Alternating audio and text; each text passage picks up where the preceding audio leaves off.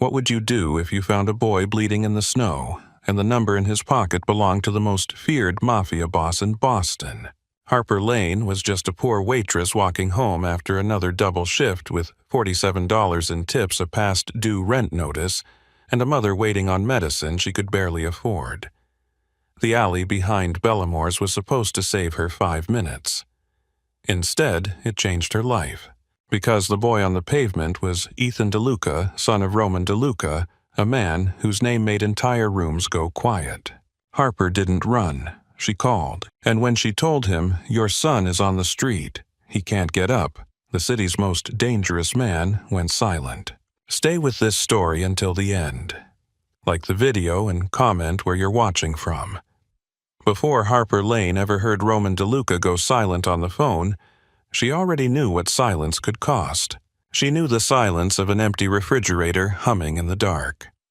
She knew the silence of an overdue bill folded twice and hidden under a coffee mug as if paper became less real when it could not be seen.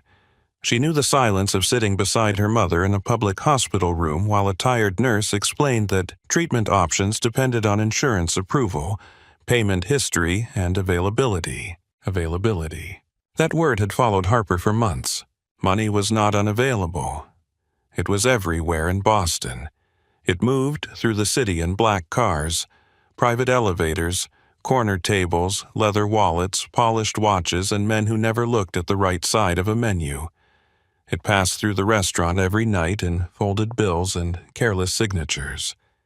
It glittered on women's wrists while Harper carried plates heavy enough to make her hands ache. Money was available, just not to people like her. Bellamore's trattoria sat on a narrow street in Boston's North End, squeezed between a bakery that sold cannoli until midnight and a closed tailor shop with dusty suits in the window. From the outside it looked old and warm, all amber glass, dark wood, and red awnings dusted white whenever the snow came down. Tourists thought it was charming. Locals knew better. Bellamore's was the kind of restaurant where the sauce was good, the wine was better, and the back room belonged to men whose names were spoken softly.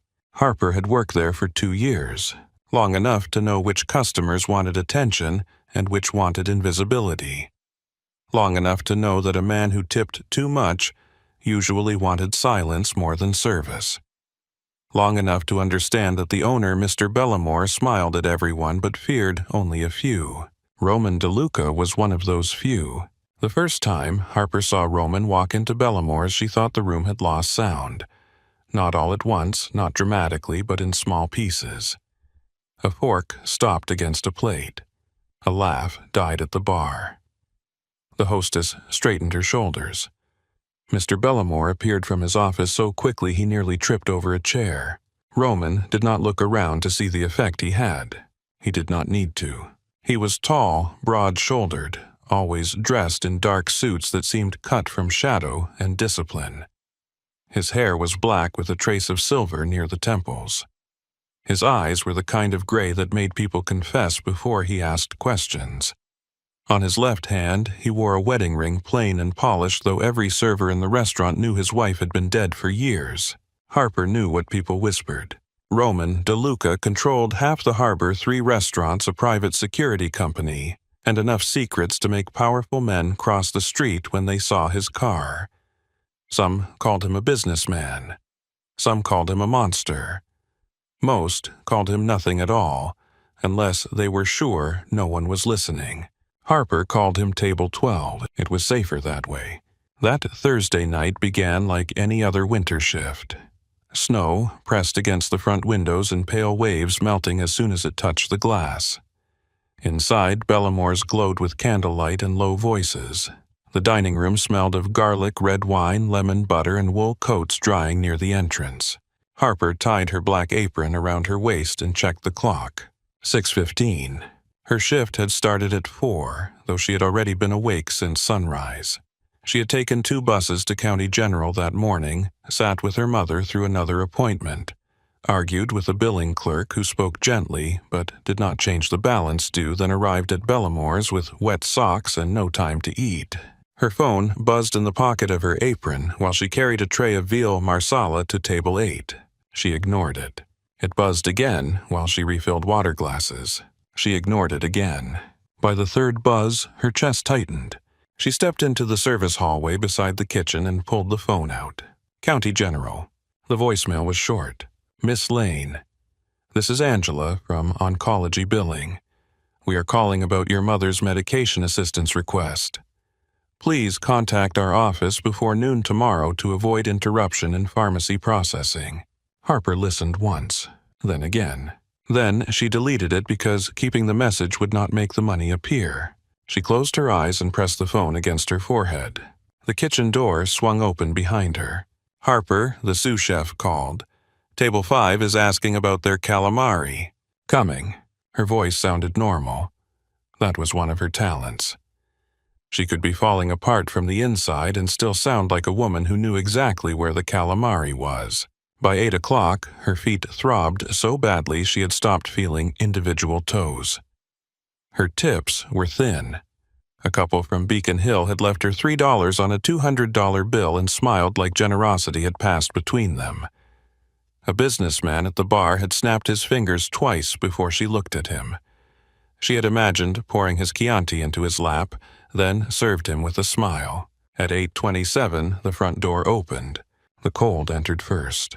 Then Roman DeLuca. He stepped inside with snow on the shoulders of his black overcoat, his expression calm, his presence sharp enough to cut through every conversation in the room. Beside him stood a boy in a Navy school blazer, dark hair, damp from the weather backpack slung over one shoulder. Ethan DeLuca.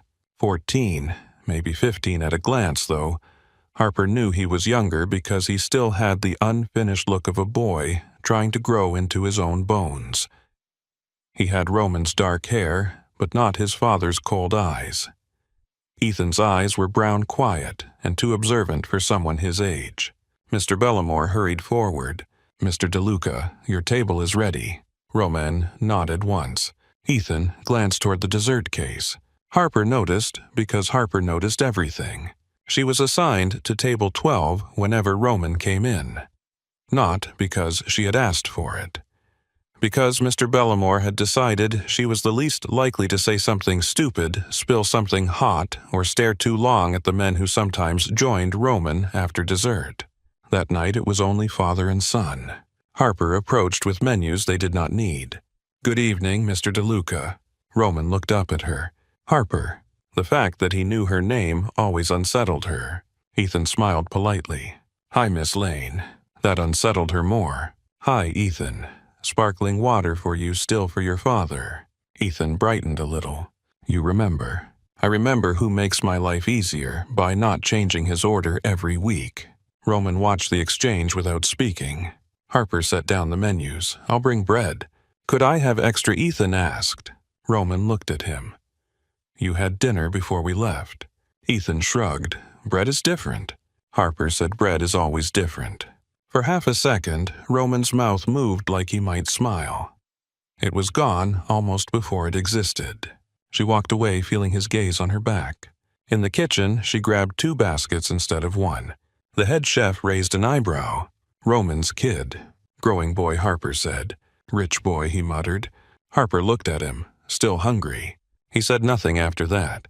When she returned to the table, Roman was on the phone, speaking low in Italian. Harper understood none of it, but she understood tone. His voice had no wasted sound. Every word landed where he placed it. Ethan sat across from him, pretending not to listen. Harper set down the bread.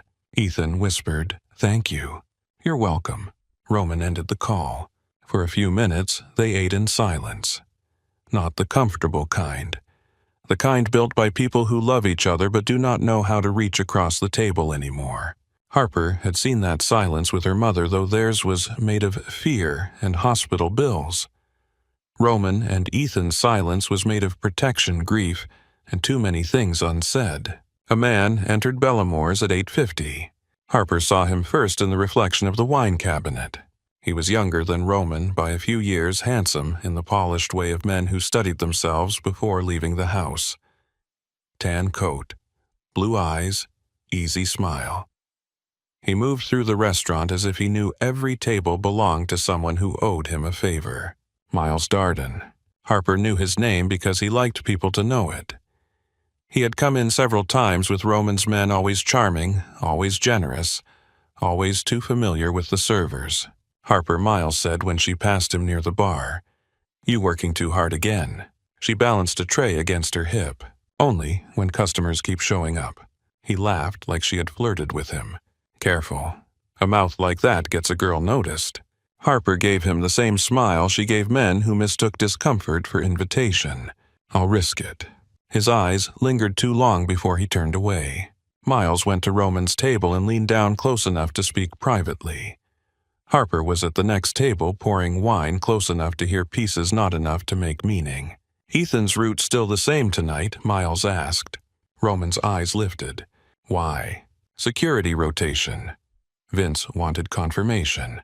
Roman glanced toward the entrance where Vince Calloway stood near the door. Vince was Roman's head of security, a large, quiet man with a shaved head and the stillness of stone. He did not look like someone waiting for confirmation.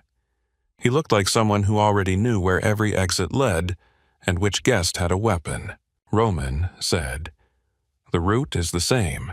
Miles nodded. "Good, I'll update the team." Harper kept pouring wine. Her wrist did not pause. Her face did not change. But she filed the moment away because people always revealed themselves in small ways before they made big mistakes. Miles straightened and smiled at Ethan. "How's school, kid?" Ethan's shoulders tightened. "Fine. Still making your father proud." Roman said, "That's enough, Miles." The words were quiet. Miles lifted both hands in surrender. "Just being friendly." "No," Roman said. "You're being familiar." The smile stayed on Miles's face, but something cold moved underneath it. "Of course." He left the table. As he passed Harper, he said softly, "Some families take everything too seriously." Harper did not answer. She watched him walk toward the back of the restaurant where two of Roman's men waited near the private hallway. At table 12, Ethan picked at his food. Roman noticed. "What?" "Nothing."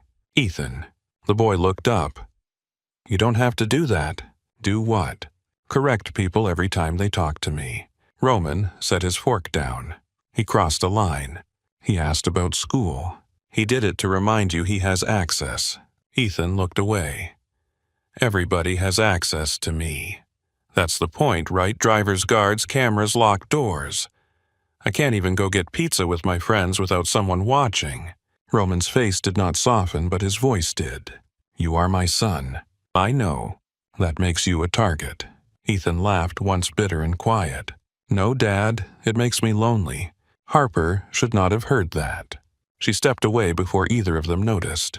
But Roman noticed everything too. For the next hour, the night continued around them.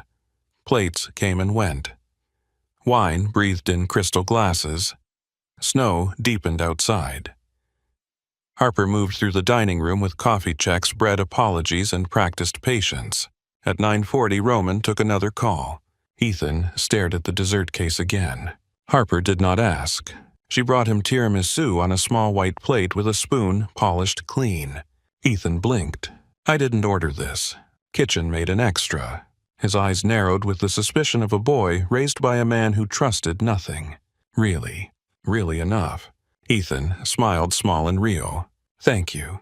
Harper leaned closer and lowered her voice. "Eat fast before your father decides sugar is a security risk." Ethan laughed. The sound surprised Roman enough that he paused mid-sentence on the phone. He looked at Ethan, then at Harper. She turned away before his stare could become a question. At 10:15, Roman asked for the check. Harper placed it on the table in a black leather folder.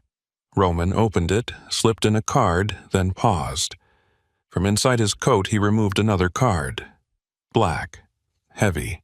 No logo. No address. He placed it on top of the receipt.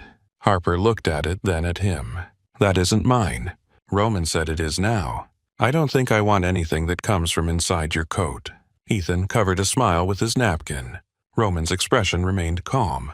"It has one number on it." Harper did not touch the card. "I have the restaurant number if you need reservations." "It is not for reservations." That made the air around the table change. Roman slid the card closer with 2 fingers. If my son ever needs help and I am not there, call. Harper looked at Ethan. He suddenly seemed embarrassed. Dad. Roman did not look away from Harper. You pay attention, he said. It's my job. No, your job is to serve food. What you do is different. Harper felt heat rise in her face. Not flattery, unease. I'm not part of whatever this is. I know. Then why give it to me? Roman's eyes held hers. Because people who are part of my world often see what benefits them. You see what is wrong. For a moment, Harper had no answer. The restaurant seemed to dim around them. Candlelight moved over Roman's face, catching the hard line of his jaw, the silver at his temple, the wedding ring he still wore like a wound he refused to close. Ethan said quietly, She's nice, Dad. You're making it weird. Roman looked at his son. The faintest warmth passed through his eyes. Then he stood. Keep the card, Harper. She picked it up only because leaving it on the table felt more dangerous than taking it. Roman placed cash in the folder. More than the bill. More than the night deserved. Harper did not look at it until he was gone. When she did, her throat tightened.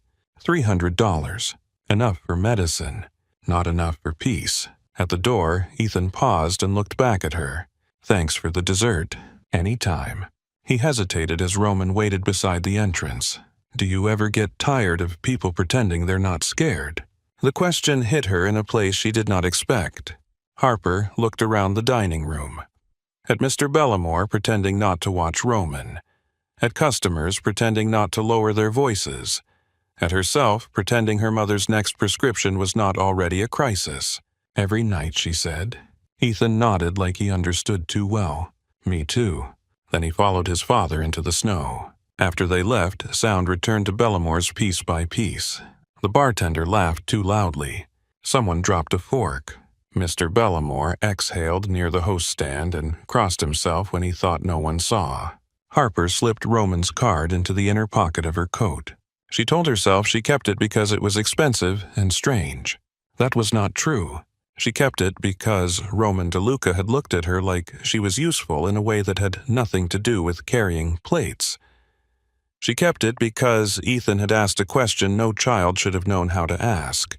She kept it because something in her had learned long ago that emergencies did not call ahead. The rest of the night dragged. A party of 6 arrived late and stayed too long. A woman spilled red wine across a white tablecloth and blamed Harper for placing the glass too close to her hand. A man at table 7 touched Harper's wrist when asking for the check, and she pulled away smoothly enough that he could pretend it had not happened. By 11:30, her smile had become a mask with cracks in it. In the kitchen, the dishwasher cursed at a clogged sink. The line cooks argued in Spanish over missing containers. Mr. Bellamore counted cash in his office with the door half closed. Harper checked her phone again. A text from her mother. Don't come tonight. Snow is bad. I'm okay. Love you. Harper stared at the words. Her mother always said she was okay when she was not. Evelyn Lane had once been the strongest woman Harper knew. She had worked at a dry cleaner for 23 years, raised Harper alone, carried groceries up 4 flights without complaint, and laughed at every bad thing before it could laugh first. Cancer had made her smaller, but it had not made her less stubborn. Harper typed back, I'll come tomorrow before work. I got enough for the medication. She had not counted the tip yet, but she knew Roman's money made the sentence true. Her thumb hovered before she sent another line. I love you too. She put the phone away and leaned against the metal prep counter. For one moment she allowed herself to feel tired. Not sleepy. Tired in the bones. Tired in the spirit.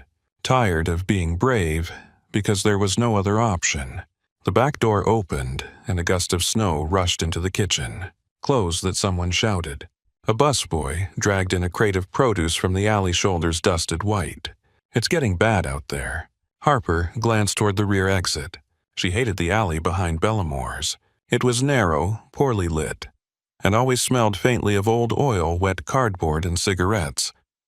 But it cut 5 minutes off her walk to the bus stop. 5 minutes mattered when the last bus came just after midnight. 5 minutes mattered when the cold got under your skin. At 11:50, Harper clocked out. Her tips came to $47 before Roman's cash. She folded the small bills into one pocket and Roman's money into another separate, as if keeping them apart changed what they meant. Her manager, Carla, barely looked up from the schedule. "I need you Sunday. I'm already on for Friday and Saturday." "I know," Maria called out. "My mother has an appointment Sunday."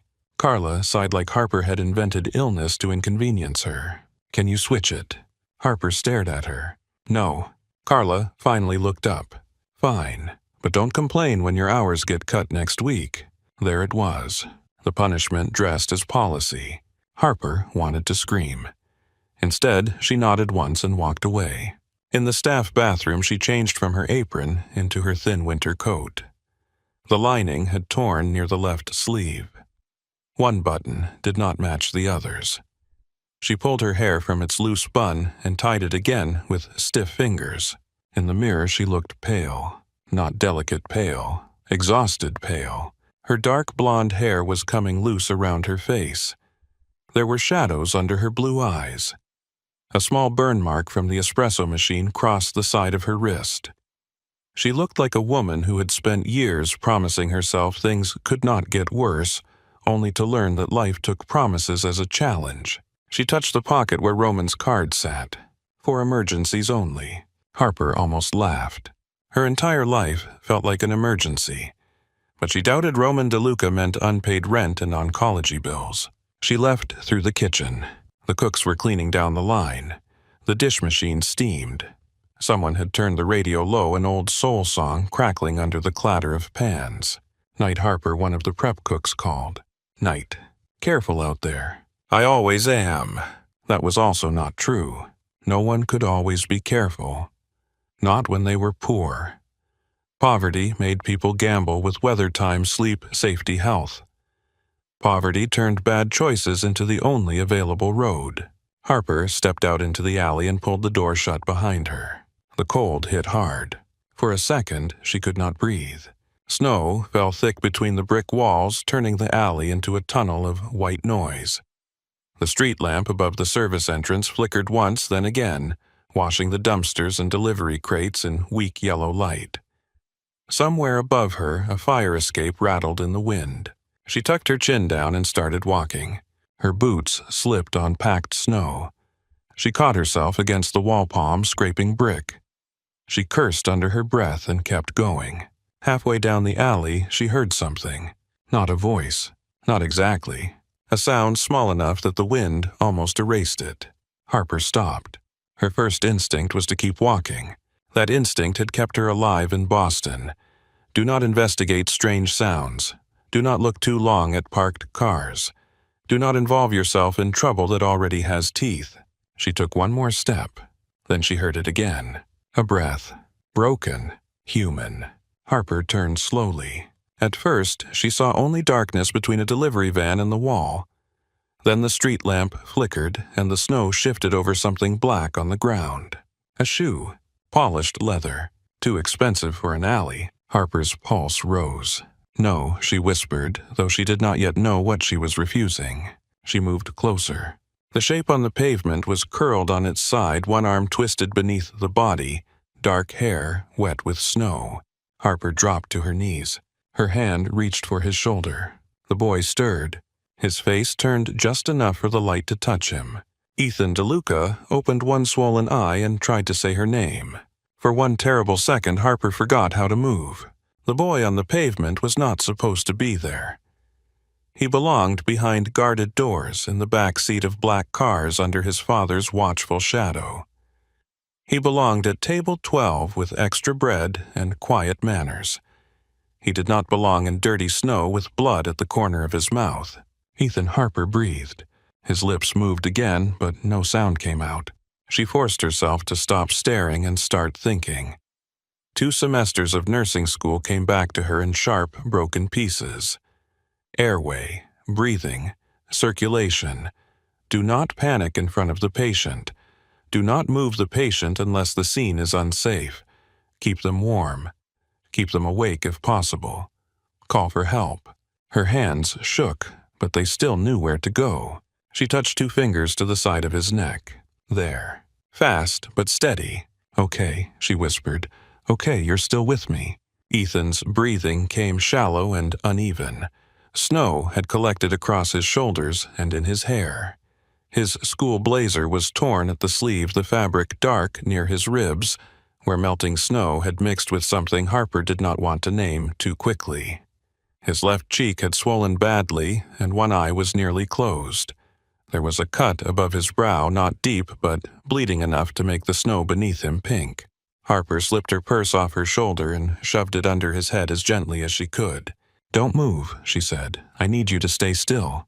Ethan gave the smallest shake of his head. "Dad," he whispered. I know. He tried to lift his hand, failed, then dragged his fingers across the snow until they touched her wrist. "Tell him." Harper's heart slammed hard against her ribs. The black card. She fumbled with the inside pocket of her coat. Her fingers were stiff from the cold and slick with the snow. For one wild moment she thought she had lost it, that the card had slipped out sometime during the night, that the one number she needed had vanished, because life enjoyed cruelty in small, exact ways. Then her fingertips found the heavy edge. She pulled it out. Black card, silver numbers, no name. For emergencies only. Harper stared at it for half a breath, then dug her phone from her apron pocket. The screen was cracked near the corner. Snowflakes melted over the glass. She wiped it against her sleeve and dialed with shaking fingers. 1 ring. 2. The line connected. A man answered without greeting. "Speak." Harper did not ask if this was Roman DeLuca. No one else could make a single word sound like a locked door. "Mr. DeLuca," she said, and her voice nearly broke. She swallowed and tried again. "This is Harper Lane, from Bellamore's." There was a pause. In the background she heard faint voices, glass, maybe music. Then everything on his end seemed to quiet. "I know who you are." Harper looked down at Ethan, at the way his chest rose and fell too carefully, as if each breath had to be negotiated. "Your son is on Salem Street," she said, "in the alley behind the restaurant. He fell. He can't get up." Silence. Not confusion, not delay. Something colder. "That is impossible." Harper closed her eyes for 1 second. "I'm looking at him." On the other end, a chair scraped hard against a floor. Ethan's fingers tightened weakly around her wrist. Roman's voice dropped. "How bad?" "He's conscious barely. Pulse is fast but steady. Breathing is shallow. His face is bruised. I don't know if his ribs are broken." "You checked his pulse." "I was in nursing school." Was. The question was absurd, so calm it almost made her angry. "Mr. DeLuca, your son is bleeding in the snow." A door opened on his end. Male voices rose, then stopped. Exact location. Behind Bellamore's. Near the service entrance between the delivery van and the east wall. "Do not call the police." Harper went still. "Excuse me. Do not call the police. He needs a hospital. He will have one." A pulse beat in her throat. "Are you asking me to let a child lie here because you don't want paperwork?" The silence that followed felt dangerous enough to touch. When Roman answered, his voice was lower. "I'm asking you to keep my son alive for 6 minutes." Harper looked at Ethan again. He was watching her through one narrow, unfocused eye. 6 minutes. She could do 6 minutes. "Fine," she said. "But if he stops breathing, I call everyone." "Harper." The way he said her name made the snow seem to pause. "Yes, stay with him." She did not know if it was an order, a plea, or both. "I am." The line went dead. For a second, Harper stayed frozen with the phone in her hand. Then Ethan made a sound that tore through her. "I'm here," she said quickly, tucking the phone away. "I'm right here." She shrugged out of her coat and laid it over him. The cold went through her work shirt, instantly sinking into the damp fabric at her back, under her arms, along her spine. She clenched her teeth and ignored it. Her body would complain later, if later still existed. Ethan tried to speak. "No," Harper said. "Save your breath." His lips moved anyway. "House." She leaned closer. "What?" "Outside," he whispered. "They took me outside." Harper frowned. "Outside your house." His eye fluttered. "Car. Someone grabbed you before you got inside." A weak nod. Her stomach turned. Roman had said impossible. Now she understood why. Ethan had not wandered here. He had been taken hurt somewhere else and left behind Bellamore's like a message wrapped in bruises. A sound rolled through the alley. Engines. Not one. Several. Harper lifted her head.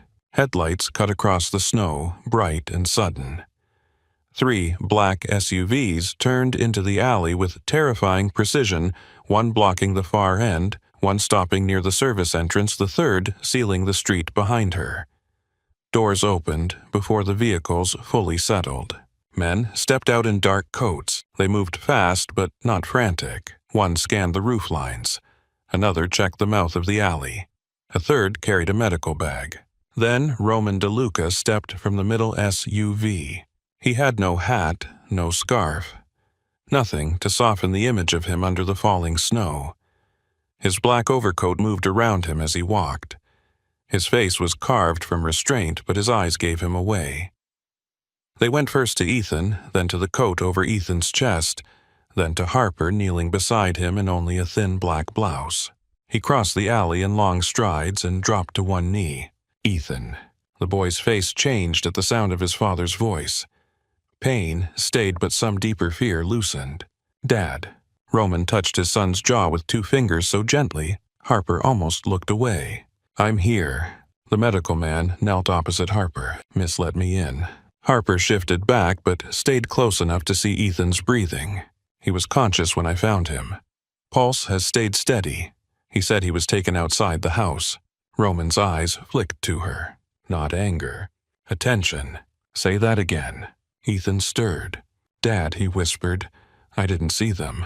Roman leaned closer. Do not force it. Breathe. They knew, Ethan said. His voice cracked. They knew where I'd be. Roman's jaw moved once hard. The medical man looked at Roman. We need to move him. Roman nodded. 2 men brought a stretcher from the SUV. They lifted Ethan with careful, practiced hands. He cried out once, and Roman's face changed so violently that every man in the alley seemed to hold still. Harper rose too quickly and nearly fell. Her knees had gone numb. The brick wall caught her shoulder. Roman noticed. Of course he noticed. He stood and turned to her. You're freezing. I'm fine. You are not. One of his men picked up her coat from where it had slid partly off Ethan during the transfer. It was wet, streaked with blood, and useless against the cold. Roman looked at it, then removed his own overcoat and placed it around her shoulders. Harper stiffened. I don't need that. Yes, he said, you do. The coat swallowed her. It was heavy, warm, lined in something softer than anything she owned. It smelled like cedar winter air and the faintest trace of tobacco. Harper hated that it steadied her. Ethan was loaded into the middle SUV. Roman kept one hand on the stretcher until it disappeared inside. Harper stepped back toward the restaurant door. Roman turned. Where are you going? Home. No. The word landed flat between them. Harper lifted her chin, though her teeth had begun to chatter. No. You found him. You heard what he said. I need every detail. I told you what I know. You told me enough to know you know more. I'm not one of your people. Roman's eyes held hers. No. That is why I am asking before I stop asking. The alley seemed to shrink around them. Snow fell across his hair and shoulders. Behind him, his men waited without looking like they were waiting. Every exit belonged to him.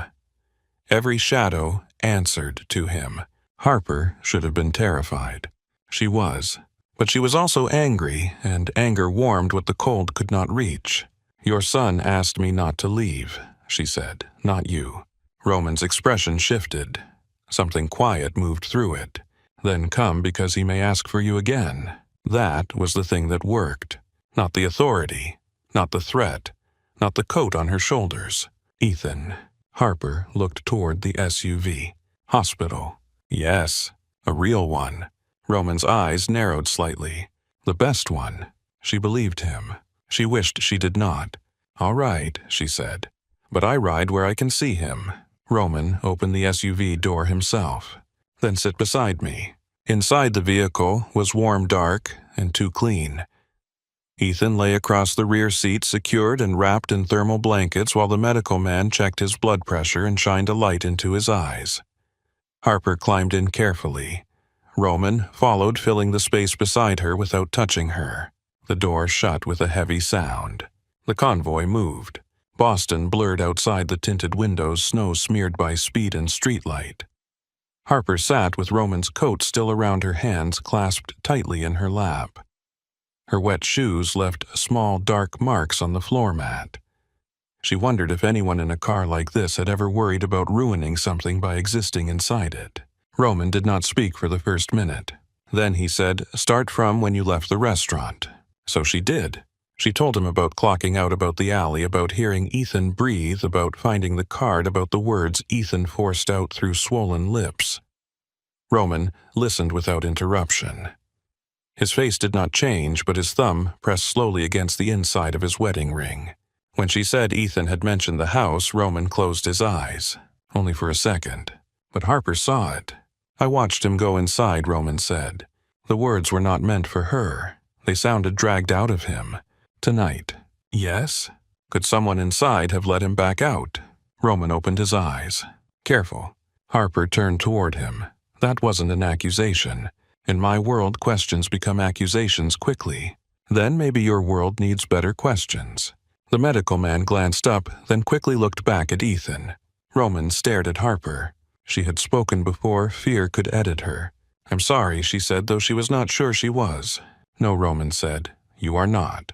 That almost made her smile, but the sound Ethan made from the back seat killed it.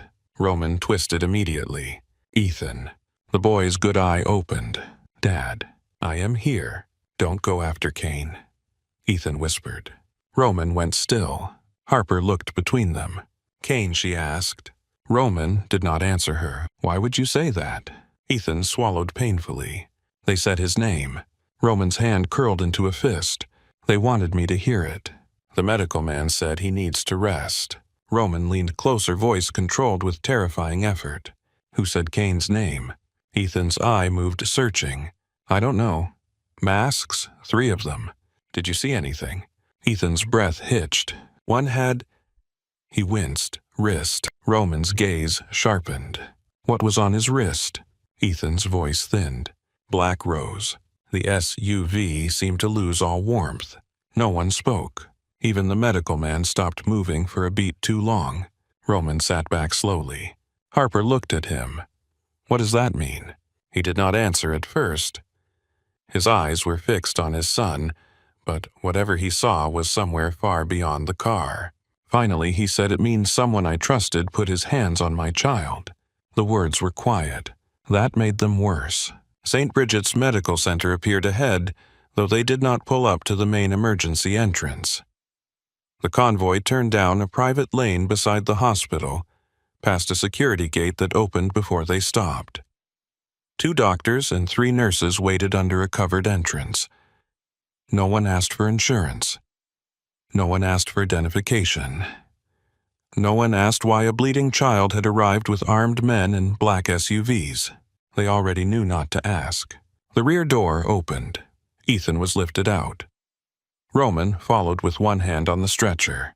Harper stepped out after them, still wrapped in Roman's coat. Her legs nearly buckled when the heat from the hospital lobby hit her. A nurse noticed and reached for her elbow. "Are you injured?" "No, it's his blood." The nurse's eyes moved to the coat, then away. "This way." They moved fast through a private corridor. The floor shone under soft lights.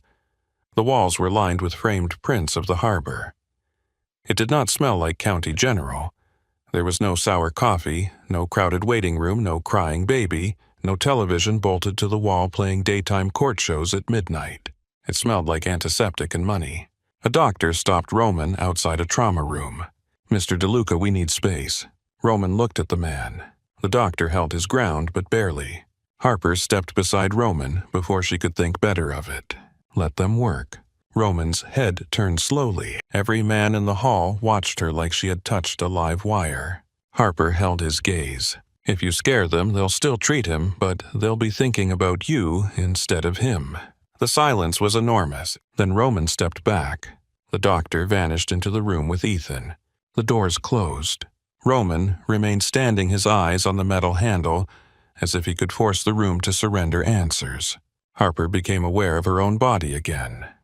The cold, the exhaustion, the dried blood under her fingernails, the way Roman's coat had slipped off one shoulder.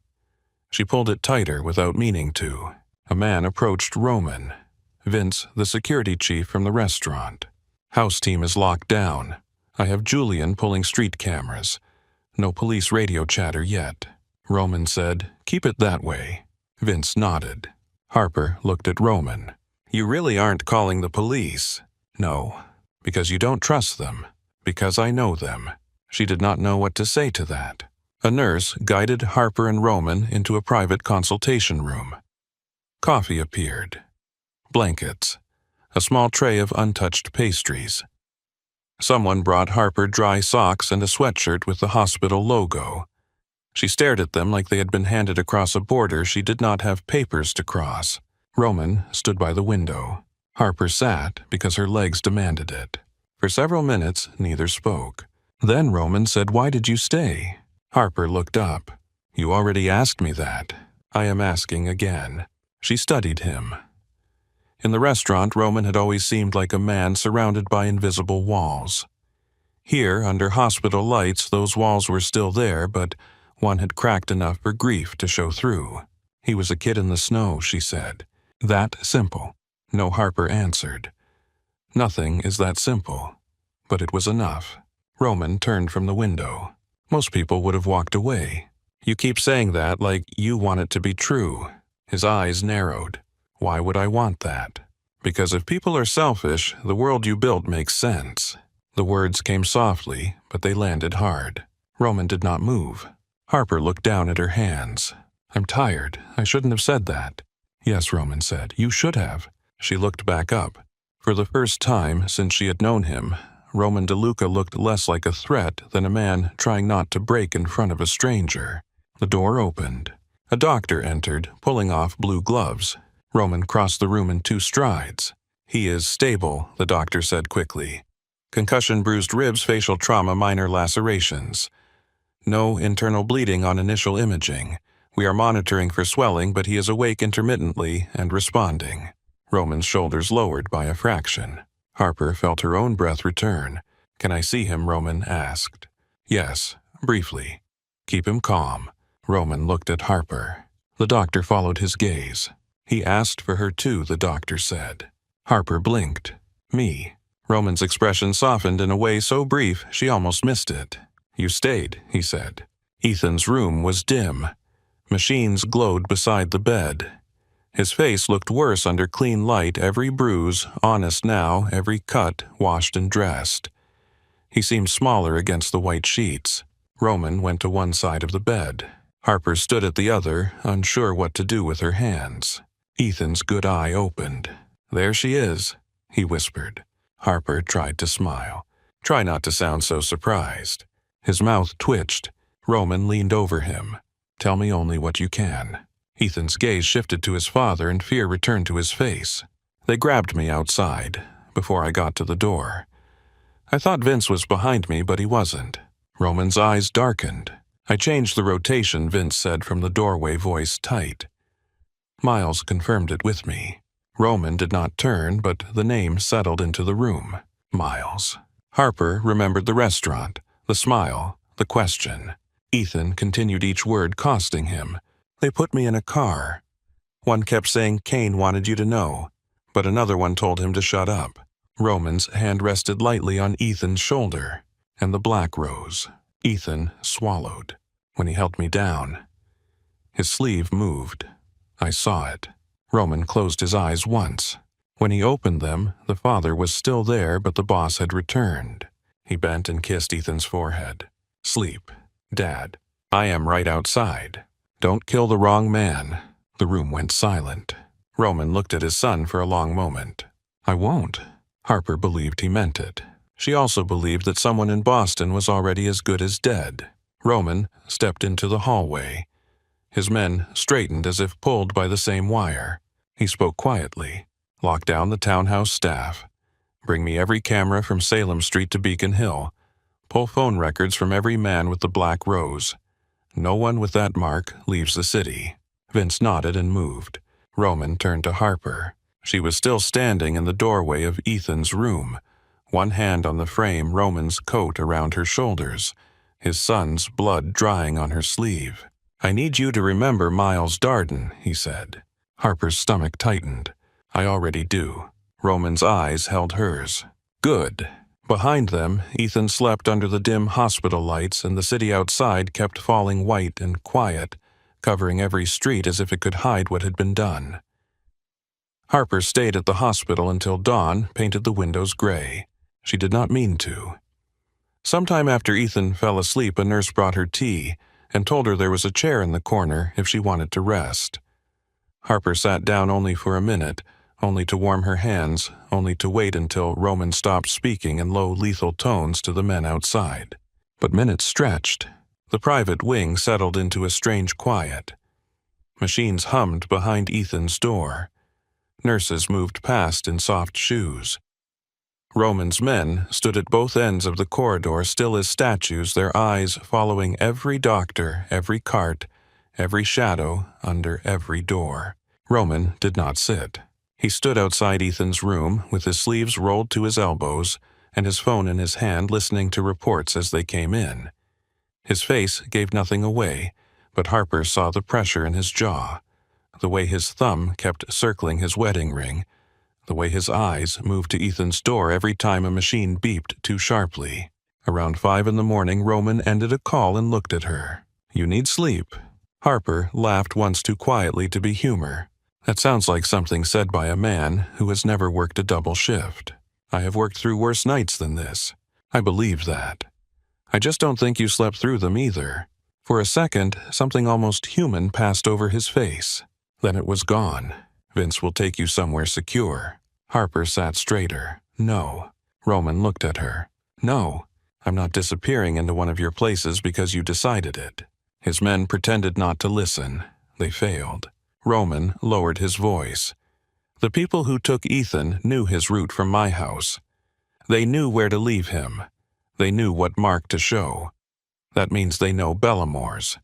They may know you found him. Then tell me that, don't order me." His eyes held hers.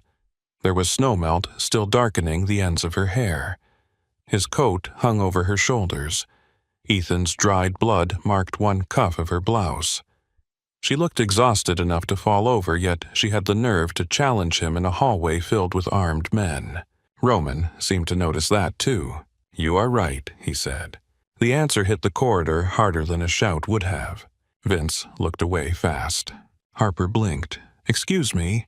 Roman stepped closer, stopping just outside her space. "You are right. I am used to giving orders because hesitation gets people killed. But you are not one of my soldiers, and you are not my prisoner." Harper's throat tightened despite herself. "What am I then?" Roman's gaze moved briefly to Ethan's door. "The woman my son asked for when he woke up. That landed somewhere tender." Harper looked away first. Roman continued. "I am asking you to let my people take you somewhere safe until I understand who did this. Somewhere safe like a cage. Some cages have locks. This one will have a phone food heat and a door you may open. I would prefer you do not, but I will not chain you to it. You really know how to make a girl feel courted." A faint curve touched his mouth. It was not quite a smile, but it changed him. "Is that what I am doing?" The air shifted between them. Harper felt it, and hated that she felt it here in a hospital hallway with a boy, bruised in the next room, and danger breathing down every wall. "No," she said, "you're being impossible. That is more familiar ground." She stood. Her knees protested. "I need to see my mother." "Where is she?" "County General."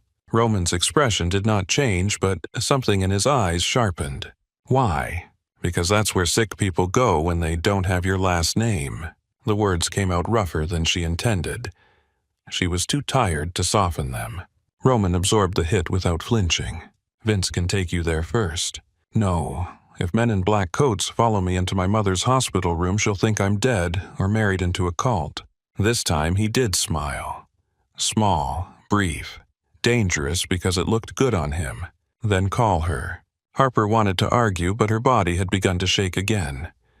The adrenaline was gone. Only cold hunger and fear remained. She called Evelyn from the consultation room while Roman waited outside. Her mother answered on the fourth ring, voice thin with sleep. "Baby." "Hi, Mom." "What's wrong?" Harper closed her eyes. Of course, Evelyn heard it. Mothers could hear blood in silence. "Nothing. I got stuck at work late because of the storm. I may not come by this morning." "Harper, I'm okay." "You always say that when you're not." Harper pressed her fist to her mouth. Across the room, through the narrow window in the door, she saw Roman, standing with his back to her, giving her privacy, even though every instinct in him seemed built to collect information.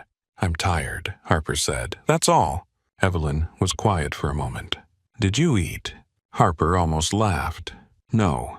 "Then eat before you make bad decisions." Too late, Harper thought. "I love you, Mom." "I love you too.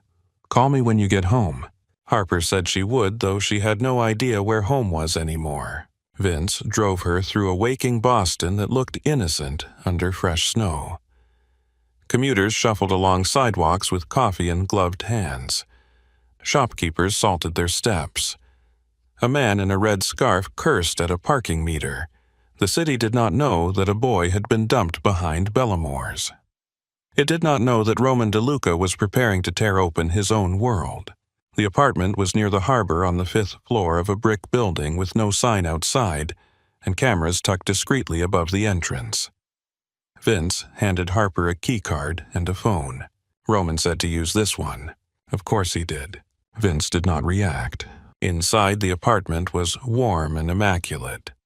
Wide windows looked out over gray water. The kitchen had fresh breadfruit eggs, coffee soup in glass containers, and more food than Harper usually bought in 2 weeks.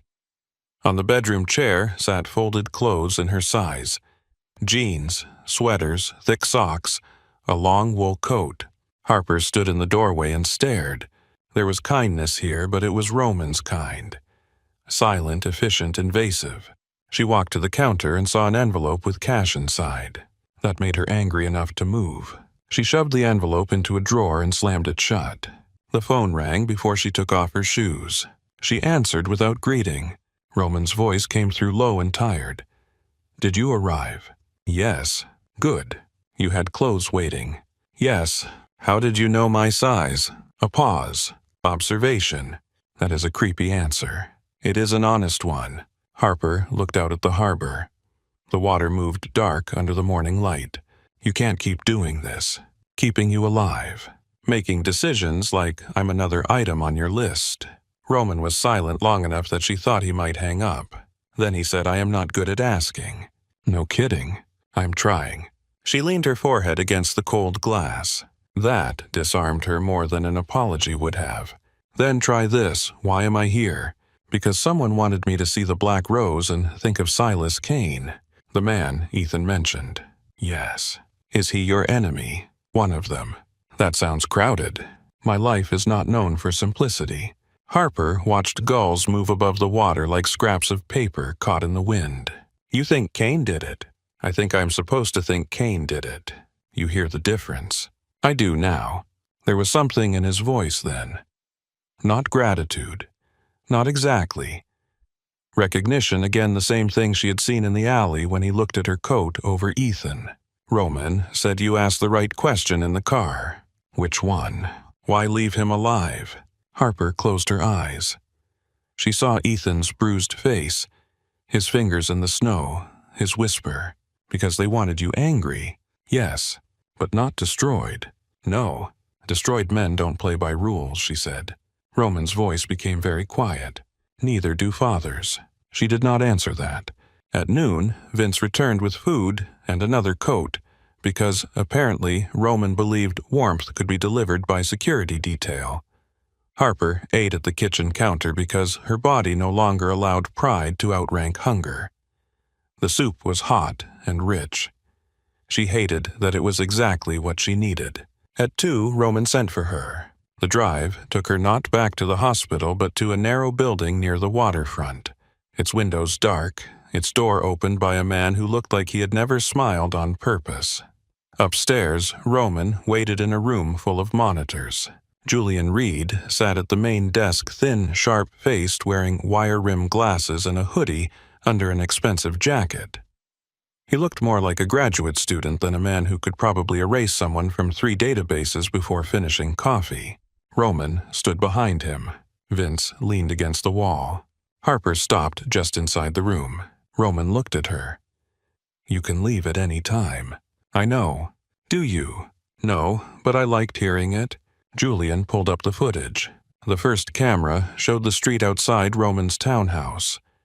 The image was grainy, taken from across the road. A black sedan waited near the curb lights off. Ethan appeared under the stone entrance backpack, over one shoulder, head down against the cold. He was maybe 6 steps from the door when the sedan opened. 3 men moved fast. One covered his mouth. One caught his arms. The third opened the rear door. Ethan fought. Harper had expected him to freeze. He did not. He kicked backward, drove an elbow into one attacker's ribs. The movement was brave, useless, heartbreaking. The men forced him into the car. The sedan pulled away. Roman did not move, but Harper felt the rage coming off him like heat from a stove. The second camera showed the sedan arriving behind Bellamore's 17 minutes later. The men carried Ethan out. Not dragged, carried. Efficient, controlled. One attacker lowered him near the wall. Another checked the alley. The third crouched near Ethan for a moment. His sleeve rode up. Julian froze the frame. On the man's wrist, ink curved black against pale skin. Not a rose like the soft red flowers sold outside churches on Valentine's Day. This was a black rose, all sharp petals and thorned stem, designed like a mark cut into the body rather than placed on it. Roman said only 12 men wear that. Harper looked at the screen. Could someone copy it? Vince answered. They could copy the shape, not the placement, size, and inner detail. That mark is done by one artist. Roman's artist. Harper kept staring. "What do you see?" Roman asked. She did not answer right away. The attacker with the tattoo looked down at Ethan. His posture was strange, not panicked, not cruel either. Focused, like a man completing a task precisely as instructed. "They didn't dump him," Harper said. Vince frowned. "What?" "They placed him." Roman's eyes moved to the screen again. Harper stepped closer. "Look at his head. They put my purse under him later, but before that they left him on his side.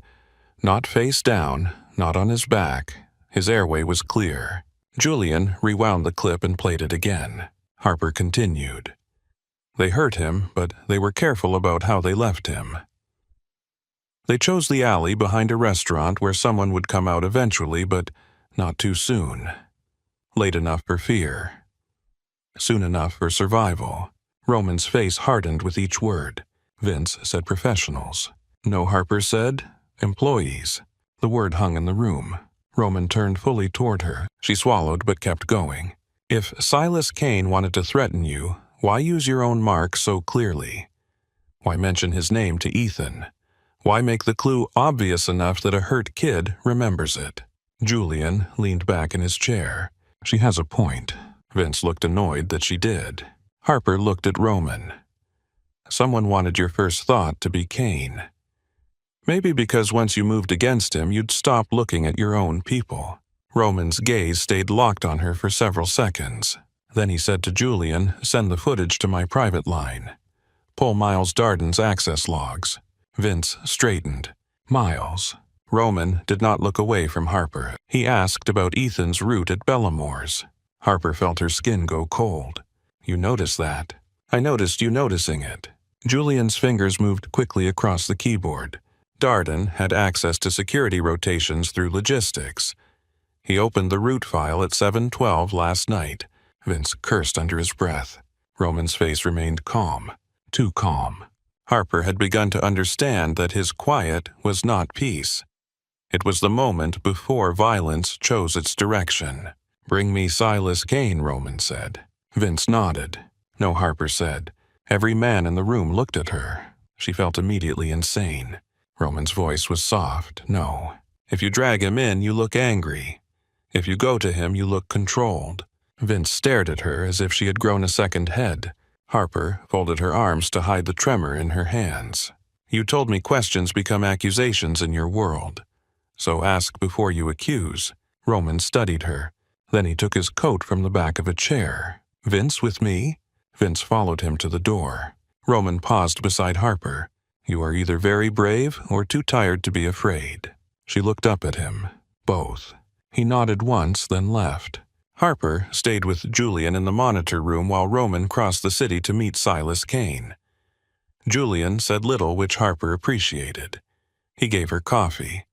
It was better than hospital coffee, worse than Bellamore's, and hot enough to hold. After 20 minutes, Julian opened a live audio feed. Harper looked at him. He shrugged. Boss said you listen. The room filled with the sound of a glass being set on wood. Silas Kane's voice came first, older, smooth-edged with Boston Irish and old money.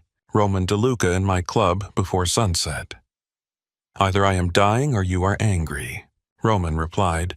My son was taken last night. A pause. I heard there was trouble. My son was beaten and left behind Bellamore's. Another pause longer. When Silas spoke again, the humor was gone. He alive. Yes. Good. You sound sincere. I am many things. Careless with children is not one of them. Roman's voice remained even. Your name was spoken during the attack. Silas exhaled through his nose. Convenient. One attacker wore my black rose.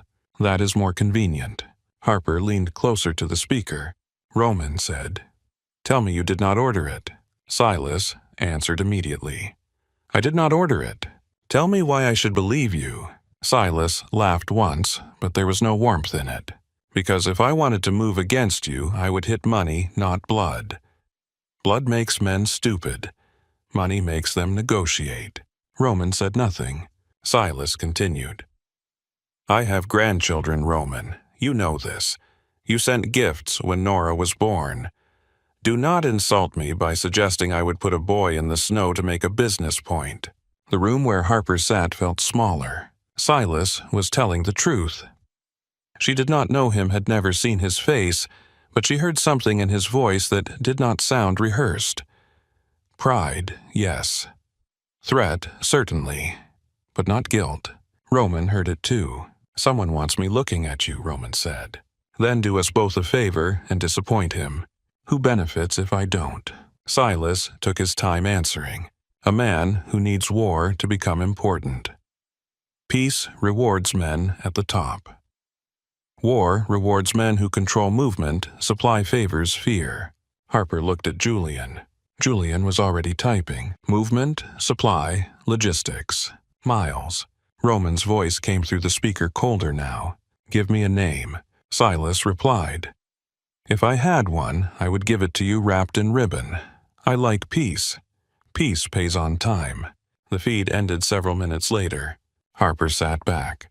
Julian said, well, hell. Vince brought Harper back to the harbor apartment after dark. She expected Roman to call. Instead, he arrived. She opened the door to find him standing in the hallway without his men close enough to see. Snow clung to his coat. His face looked carved down to the bone with fatigue. Harper stepped aside. He entered, but only a few feet. You were right about Kane, he said. She closed the door. I wish I wasn't. So do I. They stood in the quiet apartment with the harbor beyond the glass black water moving under scattered city lights. Roman looked around once. His gaze landed on the drawer where she had hidden the envelope of cash. You did not take the money. I'm not for sale. I did not think you were. You left cash on the counter. I thought you might need it. I do need it. That's what made it insulting. Roman absorbed that too. He seemed to be learning the shape of her pride, testing where it bruised and where it held. I apologize, he said. Harper stared at him. You do that more than I expected. Apologize. Surprise me. The corner of his mouth moved. He walked to the window and looked out at the harbor. My wife used to say I only knew 3 ways to help. Money, men, and threats. Was she wrong? No. Harper came to stand several feet away from him. What was her name? Roman did not answer immediately.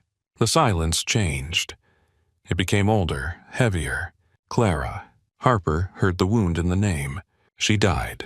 4 years ago. I'm sorry. Roman nodded once, but his eyes stayed on the water. She was sick before I admitted she was sick.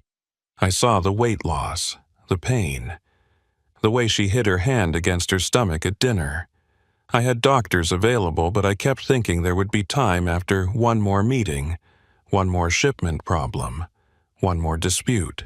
His reflection in the glass looked less solid than the man beside her. By the time I stopped being important, the cancer was already everywhere. Harper's throat tightened. She thought of Evelyn in a thin hospital gown, smiling too brightly, pretending pain was a small thing.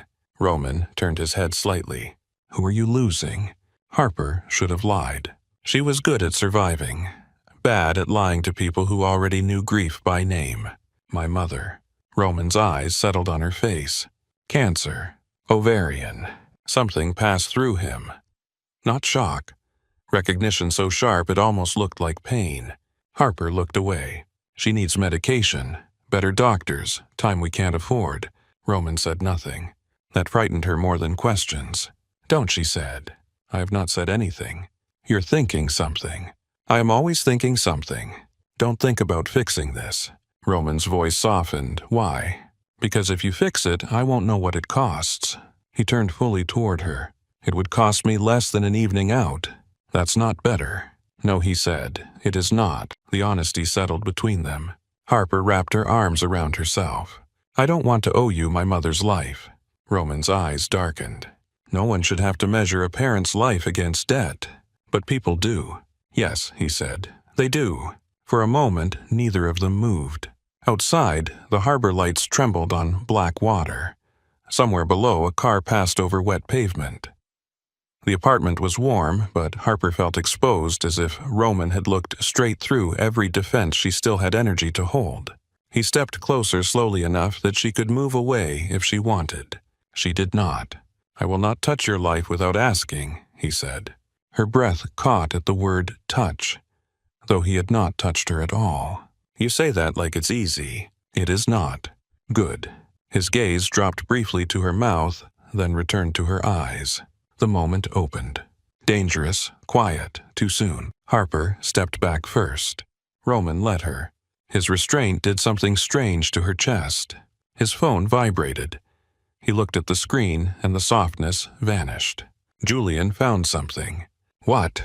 Miles accessed Ethan's route, but he was not the only one. Nolan Price opened the file 20 minutes later. Nolan has the black rose on his wrist. Harper remembered the name from whispers at Bellamore's. Nolan Price, enforcer. Scar near his mouth. Roman's man. Roman moved toward the door. Where are you going? To ask questions. Ask, she said, not accuse. He looked back. I remember. Harper held his gaze. And Roman. It was the first time she said his name without thinking. He noticed. Yes. If Miles is involved, he'll push you toward Kane again. Watch who wants you angry. Roman's expression changed not much but enough. You listen like a thief, he said. I wait tables. Same skill. This time he smiled fully for half a second. Then he was gone. The next evening, Bellamore's closed early. No explanation was given to the staff beyond weather, though the streets were clear enough for traffic and the sky had stopped snowing hours before. Harper arrived through the kitchen entrance with Vince beside her. The restaurant looked different without customers, its warmth stripped down to polished wood, empty glasses and shadows waiting under tables. Roman stood in the private dining room at the back. His sleeves were rolled up. Julian arranged files near a laptop. Vince took position by the door. Harper sat in the corner booth where she had served lonely couples drunk businessmen and once Ethan DeLuca a free tiramisu. At 9, the front door opened. The first man with a black rose stepped inside. He was older, thick through the shoulders, with silver hair combed straight back and a scar that disappeared beneath his collar. Harper had seen him once at Bellamore's sitting alone with a plate of ossobuco, eating slowly, while 2 younger men stood near the bar and pretended not to guard him. Tonight he removed his gloves at the host stand and looked toward the private dining room as if he already knew why he had been summoned. Roman did not greet him. He simply watched. The older man came forward and took a seat at the long table. His black rose was inked near his thumb, the petals curled around the base like a bruise. The second man arrived 3 minutes later. Then the third. Then two, together speaking low until they saw Roman's face and remembered silence was safer. Each man carried himself with the careful confidence of someone who had done ugly things and slept afterward. Each wore a suit. Each had the mark somewhere visible on a wrist behind an ear along the side of the neck.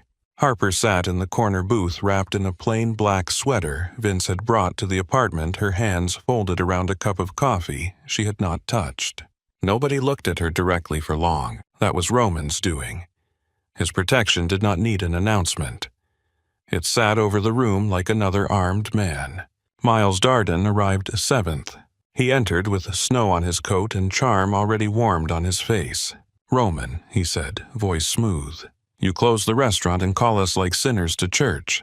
Should I be worried?" Roman looked at him. "You tell me." Miles smiled, but Harper saw the pause before it. A tiny hesitation. Almost nothing mattered. Miles removed his coat and handed it to no one. He laid it over the back of a chair, then sat 2 seats from Roman's right hand, close enough to suggest trust, not close enough to be trapped by it. His black rose was high on the inside of his forearm, half hidden under his cuff. Harper remembered him in the restaurant 2 nights ago leaning toward Roman's table. Ethan's route still the same tonight. Security rotation. Vince wanted confirmation. She looked at Vince by the door. His face was unreadable, but his eyes were on Miles. The last man arrived late, Nolan Price. He came through the front with his collar turned up, jaw set, snow melting into the dark fabric of his suit. He was younger than most of the others, maybe 35, lean and sharp, with a pale scar pulling at the corner of his mouth. His eyes moved quickly around the room, taking inventory. Roman, Vince, Julian, the men at the table, then Harper. His gaze landed on her just a fraction too long. Roman saw it. "Sit down, Nolan." Nolan's eyes returned to Roman. Traffic was bad. The city is 5 miles wide. Nolan gave a thin smile. Still manages to be inconvenient. He sat at the far end of the table across from Miles. His black rose sat on the inside of his right wrist. Harper felt the back of her neck tighten. The attacker in the footage had carried the mark in the same place. Roman waited until the room settled. No one asked why they were there. Not really. Men like these did not need reasons explained. They smelled trouble before it entered the room. But the shape of the trouble still mattered, and Roman let them sit with it long enough for each man to imagine how badly the night could end. Julian dimmed the lights. The screen on the wall came alive. The first image showed Ethan outside Roman's townhouse, small beneath the stone entrance school bag over one shoulder breadth, pale in the cold. Several men at the table shifted. Nolan did not. Miles leaned back slowly. Roman stood with one hand resting on the top of a chair. "My son was taken from my front door 2 nights ago," he said. His voice did not rise. That made everyone listen harder. On the screen, the sedan opened. 3 masked men moved. Ethan fought. One man struck him in the side hard enough to fold him. Harper looked down at her coffee, but she could still hear the silence in the room change. Roman continued. He was beaten. Not killed, not robbed, not hidden. Beaten, transported, and left in the alley behind Bellamore's where someone would find him after closing. The footage changed. The alley appeared. The sedan. The men. Ethan's body carried through the snow. Harper watched the table instead of the screen. The older man, with the thumb tattoo, looked furious. His nostrils flared. His hands curled, then opened as if he had to remind himself not to reach for a weapon. Another man murmured something in Italian under his breath. A third looked genuinely sick. Nolan watched with dead eyes. Not calm. Dead. There was a difference. Miles looked angry, but his anger had rhythm. It arrived half a beat after the others carefully placed, neatly worn. Roman lifted the remote. The screen froze on the attacker crouched beside Ethan. The sleeve had slipped back. The black rose showed clear against his wrist. No one breathed loudly. This mark, Roman said, is not decoration. He walked slowly along the table. It is not fashion. It is not something a drunk idiot gets because he thinks it makes him dangerous. It is earned, given, witnessed. He stopped near Nolan but did not look at him. There are 12 living men who wear it. Roman turned back toward the screen. One of them put his hands on my son. The room went still enough for Harper to hear the ice machine humming behind the bar. An older man named Salvatore spoke first. "Roman, none of us would touch the boy." Roman looked at him. "I know some of you would die before touching him." Salvatore nodded once, relieved and offended at the same time. Roman's eyes moved across the table. "I also know one of you did." Miles exhaled slowly. The mark could have been copied. Vince's eyes cut to him. Roman said it could have. Miles leaned forward. "Then we should be discussing Kane." Harper saw it. There. The push. Soft enough to sound reasonable. Fast enough to be eagerness. Roman's face gave nothing away. Why Kane? Miles spread one hand. Ethan heard the name. "Kane wants the harbor routes. He has hated our peace for years. Our peace has made him rich," Roman said. "Peace makes old men rich. Ambitious men get restless." A few men glanced at each other. Miles had planted the thought well. He knew how to speak in rooms like this. He did not accuse. He fed fear and let it grow its own teeth. Roman walked to the head of the table. "I met with Silas Kane." That changed the room. Nolan's gaze flickered toward Miles. Harper caught it. Miles did not look at Nolan. He smiled faintly instead. "You met with him," Miles said. "I did, and you believed him." Roman's eyes settled on him. "I did not say that." Miles's smile held, but the skin around his eyes tightened. "Forgive me. I assumed." Roman's voice softened. "You assume often." No one moved. Miles lowered his gaze respectfully. "Only when your family is attacked." Harper's fingers tightened around the coffee cup. He was good. So good that if she had not heard him ask about Ethan's route, if she had not watched him relax every time Kane's name entered the conversation, she might have believed him. Roman placed the remote on the table. "Everyone will surrender phones." A low current moved through the men. Not protest. Calculation. Salvatore placed his phone down first, then another, then another. Vince moved around the table with a leather tray. Nolan's hand went into his jacket. Too slowly. His thumb touched the screen once before the phone appeared. Harper leaned back in the booth, eyes lowered, but she watched beneath her lashes. Nolan placed the phone face down. Vince picked it up. Roman said, "Unlock it." Nolan looked up. "You know my code." "I do. I asked you to unlock it." A beat passed. Nolan smiled without warmth and tapped the screen. Vince took it from him and walked it to Julian. Julian connected the device to his laptop. The room listened to the small sound of keys. Roman kept his eyes on the men. "While Julian works, each of you will account for every minute between 10:45 and midnight 2 nights ago." One man scoffed. "We are being interrogated now." Roman turned to him. "My son was bleeding in snow." The man looked down.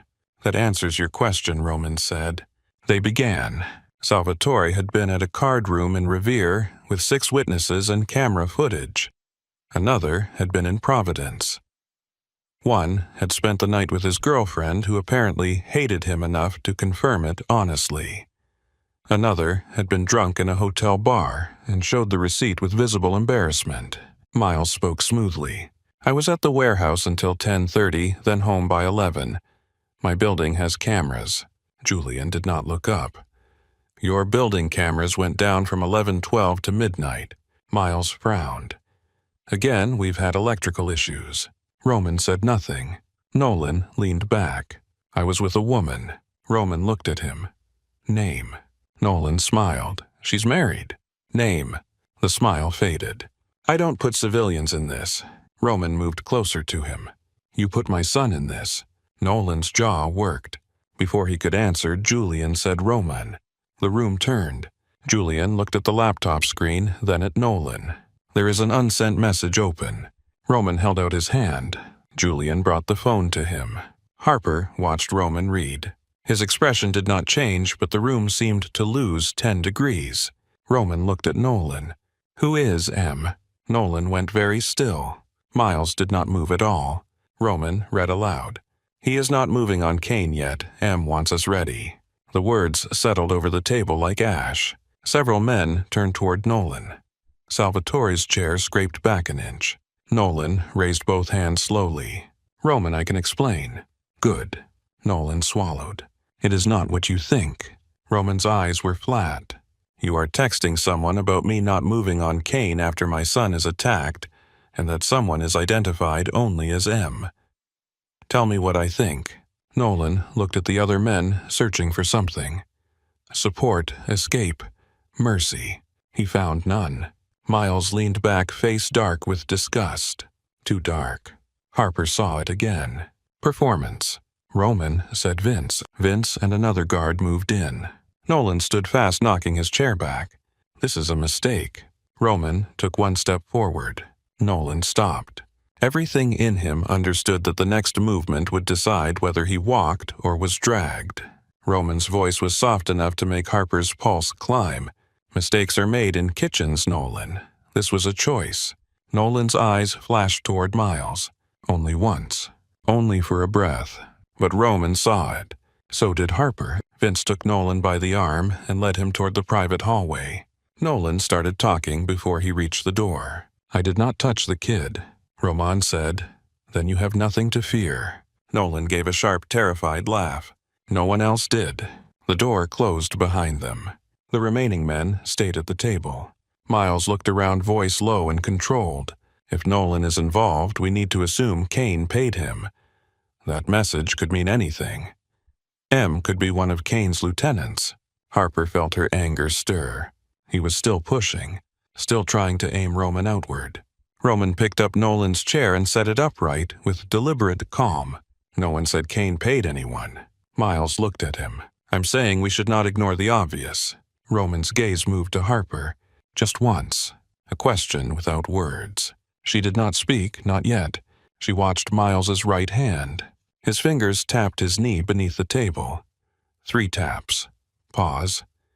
2 taps. Not nerves. Impatience. Julian's laptop chimed softly. He looked at Roman and gave a slight nod.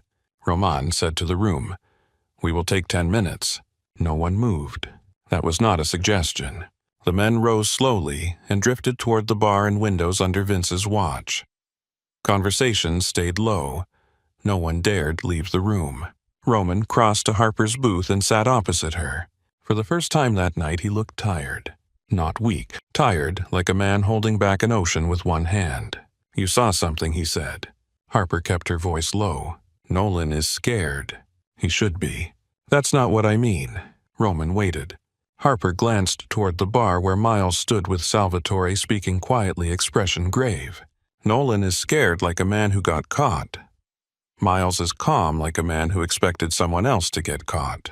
Roman's eyes did not leave her face. "He pushed Kane 3 times," she continued, "before anyone else could. He reacted too fast when you said you met Silas." And when Nolan looked at him, Miles acted disgusted instead of surprised. Roman said nothing. Harper leaned closer. "I think Nolan was part of it, but I don't think Nolan gave the order." Roman looked toward Miles. "Julian found Miles in Ethan's root file." "You already knew that." "Yes. What else?" Roman's jaw tightened. "His building cameras went down exactly when he needed them to." "That's not proof?" "No. But it is an invitation." A muffled crash sounded behind the private hallway door. Harper flinched. Roman saw it. "You do not need to hear this. I already heard enough." His voice changed quieter now. "Harper." She looked at him. "If you want to leave, Vince will take you out the back." The offer surprised her. Not because it was kind, but because she could tell it cost him. He wanted her there. He needed her eyes. Still, he offered the door. She looked down at her hands. Part of her wanted to run. Back to her old apartment, her old bills, her old problems that at least knew her name. This room had too much blood in its walls, even if none had touched the floor. These men lived by rules that did not include courtrooms, mercy, or second chances. but Ethan's face came back to her. The alley, the snow, his small broken voice. "Don't kill the wrong man." Harper looked up. "I'll stay." Roman's eyes held hers a moment longer than necessary. Then Vince returned. He closed the door behind him. His face gave nothing away, but Nolan's absence did. Roman stood. Vince handed him a folded piece of paper. Roman read it. Then he looked at Miles. The room seemed to know before anyone spoke. Miles straightened slightly, not enough for most people to notice. Harper noticed. Roman walked back to the head of the table. "Nolan has named the man who paid him." Miles laughed once. Convenient. Roman set the paper down. He gave details. Miles shook his head slowly as if saddened. "A desperate man will say anything." Julian turned the laptop so the screen faced the table. Then he was desperate enough to match bank transfers, access logs, and call records. Miles's smile disappeared. Julian clicked once. 6 calls from your private line to Nolan in the 48 hours before Ethan was taken. 3 encrypted messages routed through a server you use for warehouse manifests. A payment to Nolan's brother's construction company from an account tied to a shell corporation you control. And access to the townhouse root file at 7:12 the night of the attack. Miles looked at Roman, not Julian. "That account handles many things. Roman said it handled my son. Number." The word came too quickly. Finally, something real broke through Miles's face. Roman stepped closer. "You told me Vince wanted Ethan's route confirmed." Miles looked at Vince. Vince's stare could have stripped paint. "I did not," Vince said. Miles exhaled, then gave a small smile, one made of surrender and arrogance mixed together. "All right." The room went still. Roman's face did not move. "All right," he said. Miles adjusted his cuffs. Harper saw his black rose fully now, the petals dark against his skin. "I did not order your son killed." A sound moved around the table, rage contained by fear of Roman. Miles lifted his voice. "I did not, and that matters." Roman was very quiet. "You think that matters?" "Yes. I think in this room of all rooms, precision matters." Roman moved so fast Harper barely saw it. One moment he stood 3 feet away. The next, his hand was around Miles's throat, driving him back against the wall hard enough to rattle the framed photographs. Men stood. Vince's hand moved to his jacket. Roman did not look at anyone but Miles. "Precision," he said, voice low, "is the only reason you are breathing." Miles gripped Roman's wrist, but he did not fight. He knew better. Harper stood before she realized she was moving. "Roman." His eyes flicked to her, just once. That was enough. He released Miles. Miles bent forward, coughing one hand at his throat. Roman stepped back, smoothing his cuff as if nothing had happened. "Speak carefully," Roman said. Miles laughed through a rasp. "There he is." Roman's gaze sharpened. Miles looked around the room, no longer pretending. "You all feel it. You have felt it for years. Since Clara died, he has been half a king. Careful, restrained, counting peace like it is a virtue." No one answered. Miles turned to Roman. "You built an empire by understanding fear, then let grief make you sentimental." Roman's eyes were dead calm. "So you used Ethan to correct me." "I used a wound," Miles said, "not a grave." Harper felt cold crawl through her stomach. Miles looked at her then. "You look horrified, sweetheart. You should be grateful. If I wanted that boy dead, he would be dead." Harper stepped out of the booth. Every man in the room turned toward her. Her voice shook, but not from fear. "You left him bleeding in an alley." Miles tilted his head. "I left him where he would be found. You hurt a child to move a man like a chess piece." Miles smiled faintly. "This is not your world." "No," Harper said. "That's how I can still smell rot when it's dressed up as strategy." Something flickered in Roman's eyes. Not softness, respect. Miles's mouth tightened. "You think you matter because he lets you sit here." Harper took one step closer. "I matter because your mistake is still alive." The room changed again. Miles looked at Roman. "Are you hearing this? A waitress speaks to your underboss in front of marked men, and you let her." Roman's voice was quiet. "She has shown better judgment than my underboss." The word struck harder than any slap. Underboss. That was what Miles had been reaching for. Maybe not officially, maybe not yet, but close enough to taste it. Miles's mask cracked. You needed war, Roman said. Miles's eyes burned now. We needed movement. Kane's people were testing the docks. The Irish were circling South Boston. Your softness was becoming expensive. My softness, Roman said, kept us rich. Your softness made them question you. No, Roman said, you questioned me. Then you dressed your ambition like concern. Miles's breathing was rough. Roman continued. You thought if I moved against Kane, logistics would become the heart of the city. Roads, guns, cash flow, safe houses. Every road would go through you. Miles said nothing. Julian said he had contracts drafted with 3 dock supervisors. Contingent control clauses. They activate in the event of conflict with Kane's network. Salvatore cursed. One of the younger men stood so fast his chair fell backward. Roman lifted a hand. The man froze. Miles looked at each face and understood the room had left him. He turned back to Roman. I gave you a chance to be feared again. Roman's expression did not change. My son fears enough because of men like us. That silenced even Miles. Roman stepped close again, but this time he did not touch him. Ethan is not a tool. He is not a road. He is not a message. Miles's jaw tightened. Roman leaned in. He is my son. The words were soft, almost gentle. That made them final. Vince moved behind Miles. Miles did not resist when Vince took his arms. Perhaps some part of him still believed history mattered, that years of service could purchase mercy, that Roman would not do what everyone in the room knew had to be done. As Vince led him toward the hallway, Miles stopped beside Harper. His face turned toward her. You think this ends clean because you pointed at the right monster. Harper held his gaze. Number. Miles smiled faintly. At least you're not stupid. Roman stepped between them. Miles's smile vanished. Roman said, do not look at her again. For the first time all night, Miles looked afraid. Then Vince took him through the door. This time, Roman did not follow immediately.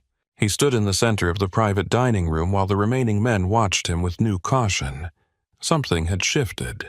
Not weakened, sharpened. Their boss had been betrayed by ambition, wearing loyalty's face, and he had not fired blindly. He had listened. He had waited. He had found the rot and cut toward the root. Roman looked at each man. You will leave your phones with Julian. You will give Vince your movements for the last 7 days. You will not discuss this outside this room. You will not contact Kane's people. You will not touch Miles's accounts, men, warehouses, or women. Anyone who moves before I say move joins him. No one argued. Not one. Salvatore bowed his head slightly. For what it is worth, Roman, the boy has all our prayers. Roman looked at him. Give him your loyalty. God can keep the prayers. Salvatore nodded.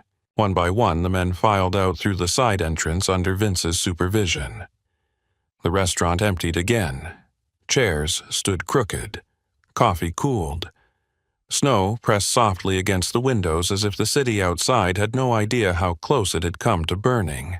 Harper sat back down because her legs no longer trusted her. Julian packed his laptop in silence. He looked at her once. You were right about Miles. She rubbed her hands together. I wish people would stop saying that like it helps. Julian gave a tired nod and left. Then it was just Harper and Roman. For several minutes neither spoke. The private dining room still smelled like espresso wool coats and fear. Roman walked to the bar and poured whiskey into a glass. He did not drink it. He only held it, looking down as the amber liquid caught the light. Harper watched him from the booth. Is Nolan alive? Roman's hand stilled. Yes. She believed him, but the answer did not comfort her. Is Miles? Roman looked at her. For now, the words were honest enough to hurt. Harper swallowed. I don't know what to do with that. Roman set the glass down untouched. Neither do I some nights. That surprised her more than any apology. He came back to the booth but did not sit. Harper looked up at him. Did I help prevent a war, or did I just help you find who to punish? Roman's face changed not with anger, but with the weight of a question he had asked himself before she said it aloud. Both, he said. Her chest tightened. At least you didn't lie. I will not lie to you. That sounds dangerous. It is. He finally sat across from her. The distance between them was only the width of the table, but it felt like the edge of two separate worlds.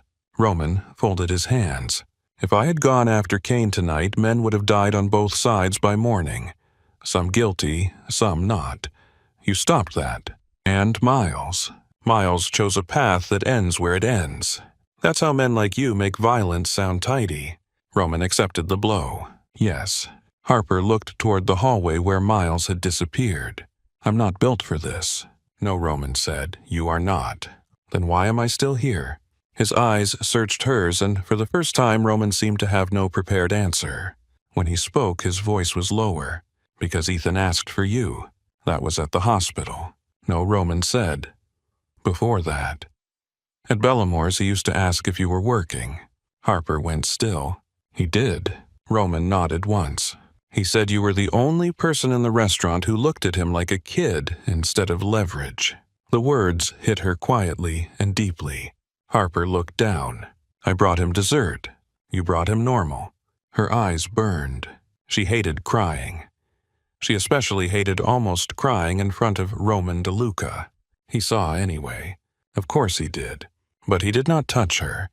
He did not soften the moment by pretending not to notice.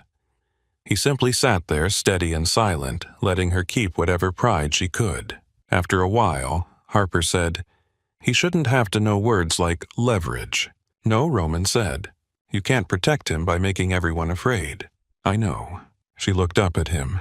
Do you? Roman's gaze moved toward the dark window where their reflections sat across from each other like strangers deciding whether to trust a bridge.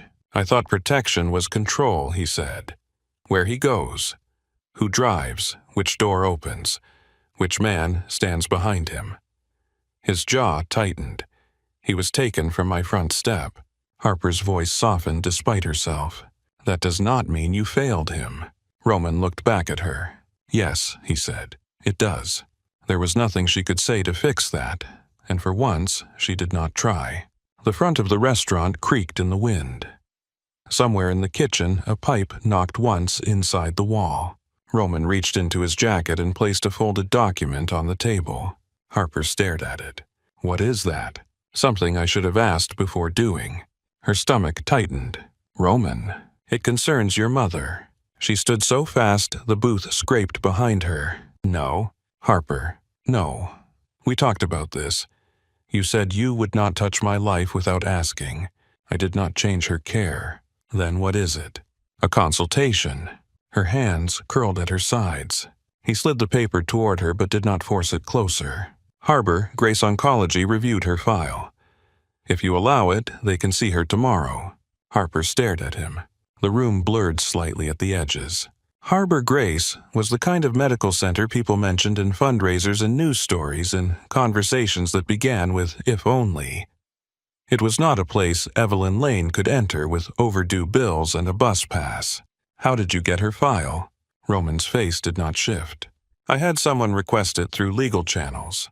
That sounds rehearsed. It is still true.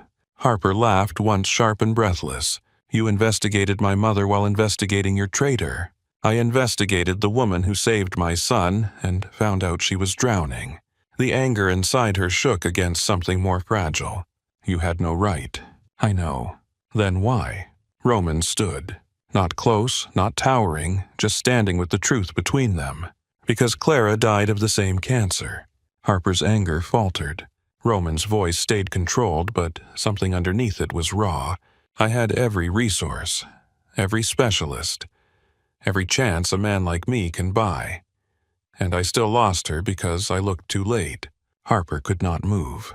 Roman looked at the paper on the table. I cannot give Clara time. I can give your mother a doctor. The silence after that was not empty. It was full of machines humming in hospital rooms, bills hidden under mugs, deleted voicemails, women pretending pain was manageable, daughters promising medicine they could not afford. Harper sat slowly. Her fingers touched the edge of the paper but did not open it. If I say no, then Vince drives you wherever you want to go. Your mother's file stays where it was. Nothing changes. And if I say yes, Then she is seen tomorrow? You owe me nothing. That's impossible. No, Roman said. It is unfamiliar. Harper looked at him through eyes she refused to let spill over. You don't get to save people and call it nothing. Roman's expression softened. You saved Ethan and tried to call it nothing. She had no answer. He pushed the whiskey glass away untouched. For tonight, go home. Or go to the apartment. Vince will take you. I will be at the hospital with Ethan. Harper opened the document. Evelyn Lane. Appointment scheduled. Harbor Grace Oncology. 10 in the morning. A sound left her before she could stop it. Not quite a sob. Not quite relief. Roman looked away, giving her the only privacy the room allowed. Harper folded the paper carefully and held it against her chest. Roman. He turned back. Her voice was barely steady. If this is a chain, I'll hate you. His eyes held hers. Then I will spend whatever time I have proving it is not. She believed him. Not completely. Not safely. But enough. Vince appeared at the hallway door. Roman looked toward him. It's done, Vince said quietly. Harper did not ask what that meant. Roman did not explain. The old Harper would have wanted every answer. The woman sitting in the private dining room understood some answers carried blood on their shoes. Roman walked her to the back entrance himself. The snow had stopped. The alley was still there, narrow and dark, with tire tracks frozen into dirty slush. Harper looked at the place where Ethan had lain, now swept clean by weather, and men who knew how to erase evidence. Roman stood beside her. I should have been there, he said. Harper looked at him. You are now. The words surprised them both. For a moment, the cold made their breath visible between them. Roman's hand moved slightly as if he might touch her shoulder, then stopped. He chose restraint again. That choice unsettled her more than touch might have. Vince opened the SUV door. Harper stepped toward it, then paused. Tell Ethan I'll come by tomorrow after my mother's appointment. Roman nodded. He will like that. She looked at him one last time before getting in. Under the alley light, he looked like two men fighting for the same body. The boss who had just removed a traitor and the father who had nearly lost his son. The dangerous man everyone feared and the grieving husband who still wore his ring. Harper sat in the SUV and held her mother's appointment paper in both hands. As the car pulled away, Roman remained in the alley watching until the taillights turned the corner and disappeared. Harper did not sleep that night. She lay on the unfamiliar bed in the Harbor apartment with her mother's appointment paper resting on the nightstand folded so carefully the edges lined up. Every few minutes she reached out and touched it with 2 fingers, as if it might vanish if she trusted it too much. Outside, Boston moved through the dark in muted pieces. Tires hissed over wet pavement. A horn sounded far away. Somewhere below, a door opened and closed. The harbor lights trembled across the ceiling, broken by the slow movement of black water. Harper kept seeing Ethan in the snow, then Roman in the alley, then her mother in a hospital bed smiling with lips too pale, saying she was fine when fine had become a word they both used to avoid worse ones. At 6:30 she gave up pretending. She showered, dressed in the soft gray sweater and dark jeans Vince had brought, then stood in front of the mirror longer than necessary. She looked less like the waitress who had stumbled out of Bellamore's 2 nights ago, and more like someone wearing a borrowed version of safety. She did not know if she trusted it. At 9:15, Vince knocked. He had a paper cup of coffee in one hand and a bag from a bakery in the other. Roman said you forget to eat. Harper took the coffee. Roman says a lot. Vince's mouth did not move, but something in his eyes suggested amusement. He also said you would say that. She looked into the bag and saw a warm croissant wrapped in paper. Does he give everyone breakfast orders? No. That answer settled strangely in her chest. The drive to County General was quiet. Harper watched the city wake, fully watched people move with purpose through slush and steam rising from manholes, watched a woman in a red coat carry flowers through the hospital entrance. For a moment, Harper felt jealous of anyone whose flowers were enough. Evelyn Lane was sitting up when Harper entered her room. Her mother looked smaller than she used to, but her eyes were still sharp. Still blue. Still able to see through every wall Harper built. You look like you haven't slept, Evelyn said. Harper crossed the room and kissed her forehead. You always open with flattery. I open with the truth. Saves time. Harper sat on the edge of the bed and held out the paper. Evelyn took it slowly. Her fingers shook as she unfolded it. For a long moment she only read. Then she looked up. Harper. I know.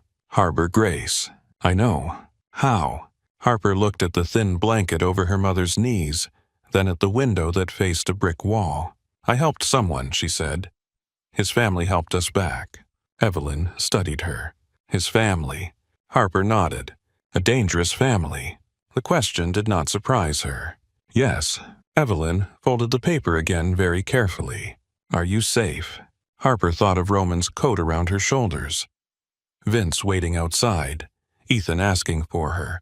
Miles being led into the hallway. The private dining room that still smelled like fear. Yes, she said. It was not the whole truth. It was the truest part. Evelyn reached for her hand. Then we go. You're not going to ask more.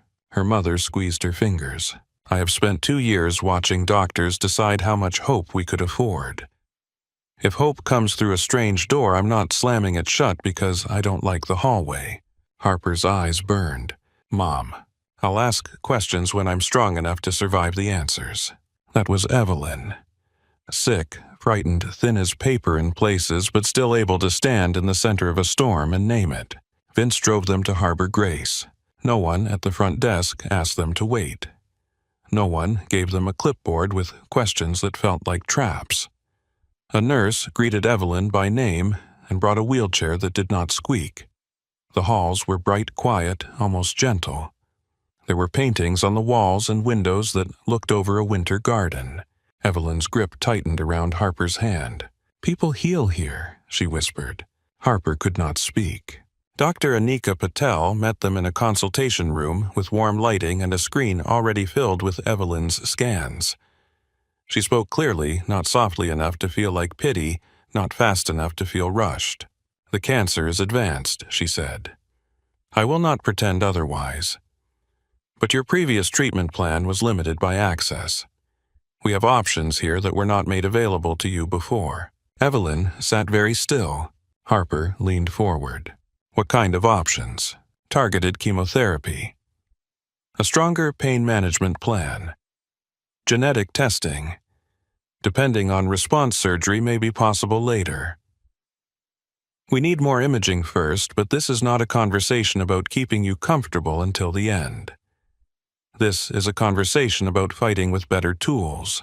Evelyn covered her mouth. Harper looked at the screen, though the scans meant little to her. Shapes. Shadows. Territory under attack. Dr. Patel's voice softened. There is no promise I can ethically make beyond this. We are not too late to try. Not too late.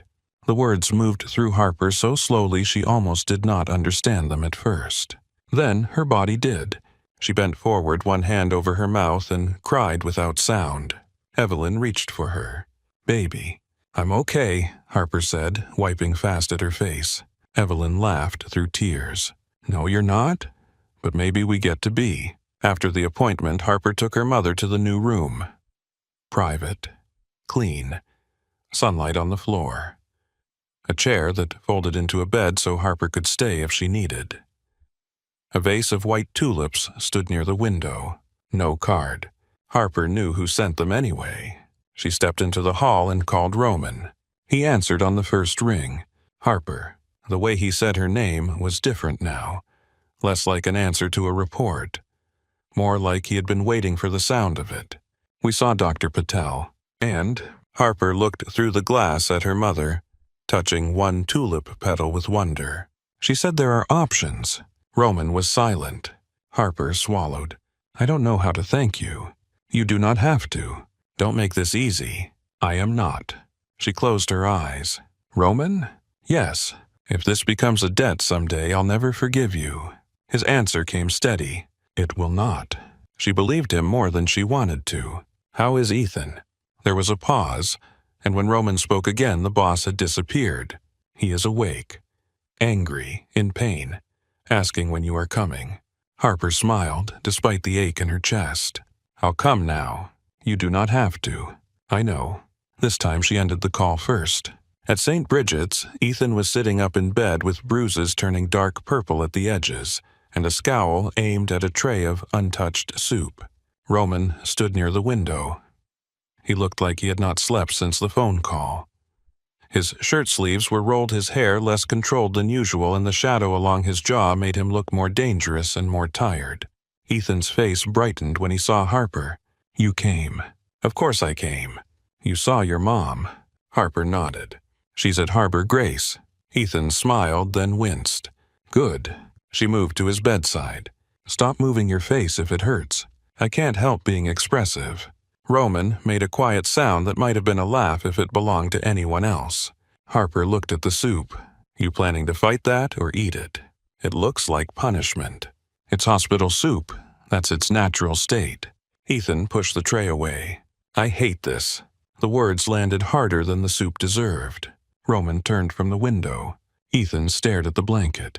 "I hate everyone watching me. I hate that Vince checks the hallway before I go to the bathroom. I hate that Dad keeps looking at me like I'm made of glass." Roman's face went still. Harper sat in the chair beside the bed. "That sounds fair." Ethan looked at her surprised. "You're not going to tell me I should be grateful." "No, you can be grateful and furious. People are complicated." Ethan swallowed. "They took me from our front door." Roman's jaw tightened. "I know." "No," Ethan said, voice shaking now.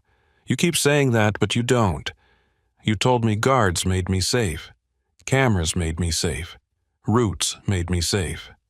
I did everything right and they still got me." Roman moved closer to the bed. For a moment, he looked like a man facing an enemy he could not threaten. "You're right." Ethan blinked. Roman sat beside him. "I failed you." Harper looked away, giving them privacy without leaving. Ethan's mouth trembled. "I was scared." Roman's hand closed gently over his son's. "So was I." The words were simple. They broke something open. Ethan leaned forward carefully, and Roman caught him with a tenderness that made Harper's throat ache. He held his son like he had been waiting years for permission to do it. Ethan gripped the back of Roman's shirt face, hidden against his shoulder the machines beside the bed, keeping steady time. Harper stood quietly. At the door, Roman looked up. "Do not go," his eyes said. So she stayed. 2 weeks passed in pieces. Evelyn began treatment at Harbor Grace. The first days were brutal. There was nausea, exhaustion, shaking hands, and nights when Harper sat beside her with a damp cloth and tried not to count each breath. But there was also Dr. Patel adjusting medication before pain swallowed the room. There were nurses who remembered Evelyn liked peppermint tea. There were mornings when her mother opened her eyes and smiled before pretending to be brave. Ethan healed slowly.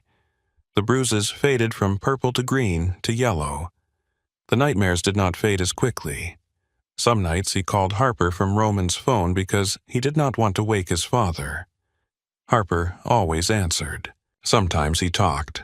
Sometimes he breathed on the line until he could sleep.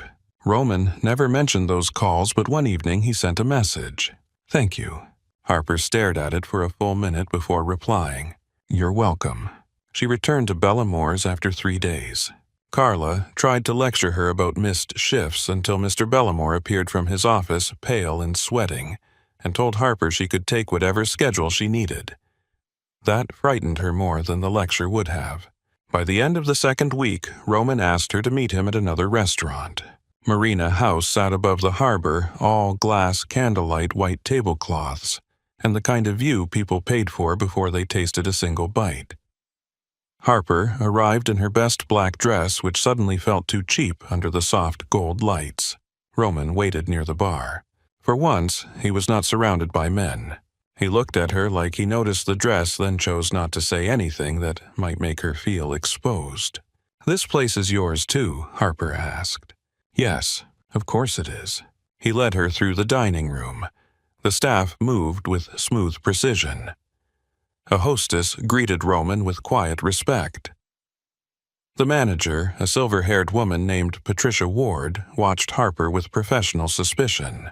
Roman took Harper to a private table near the windows. Boston Harbor stretched beneath them, black and silver under the night. He slid a folder across the table. Harper looked at it. People in your life need to stop handing me folders. This one is not medical. That's barely comforting. It is a job offer. She did not touch it. Roman continued. Assistant manager.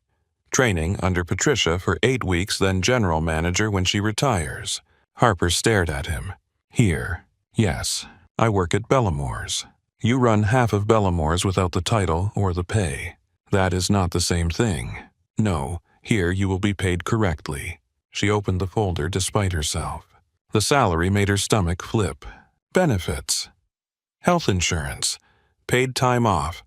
A schedule that did not look like punishment. More money than she had ever earned in her life.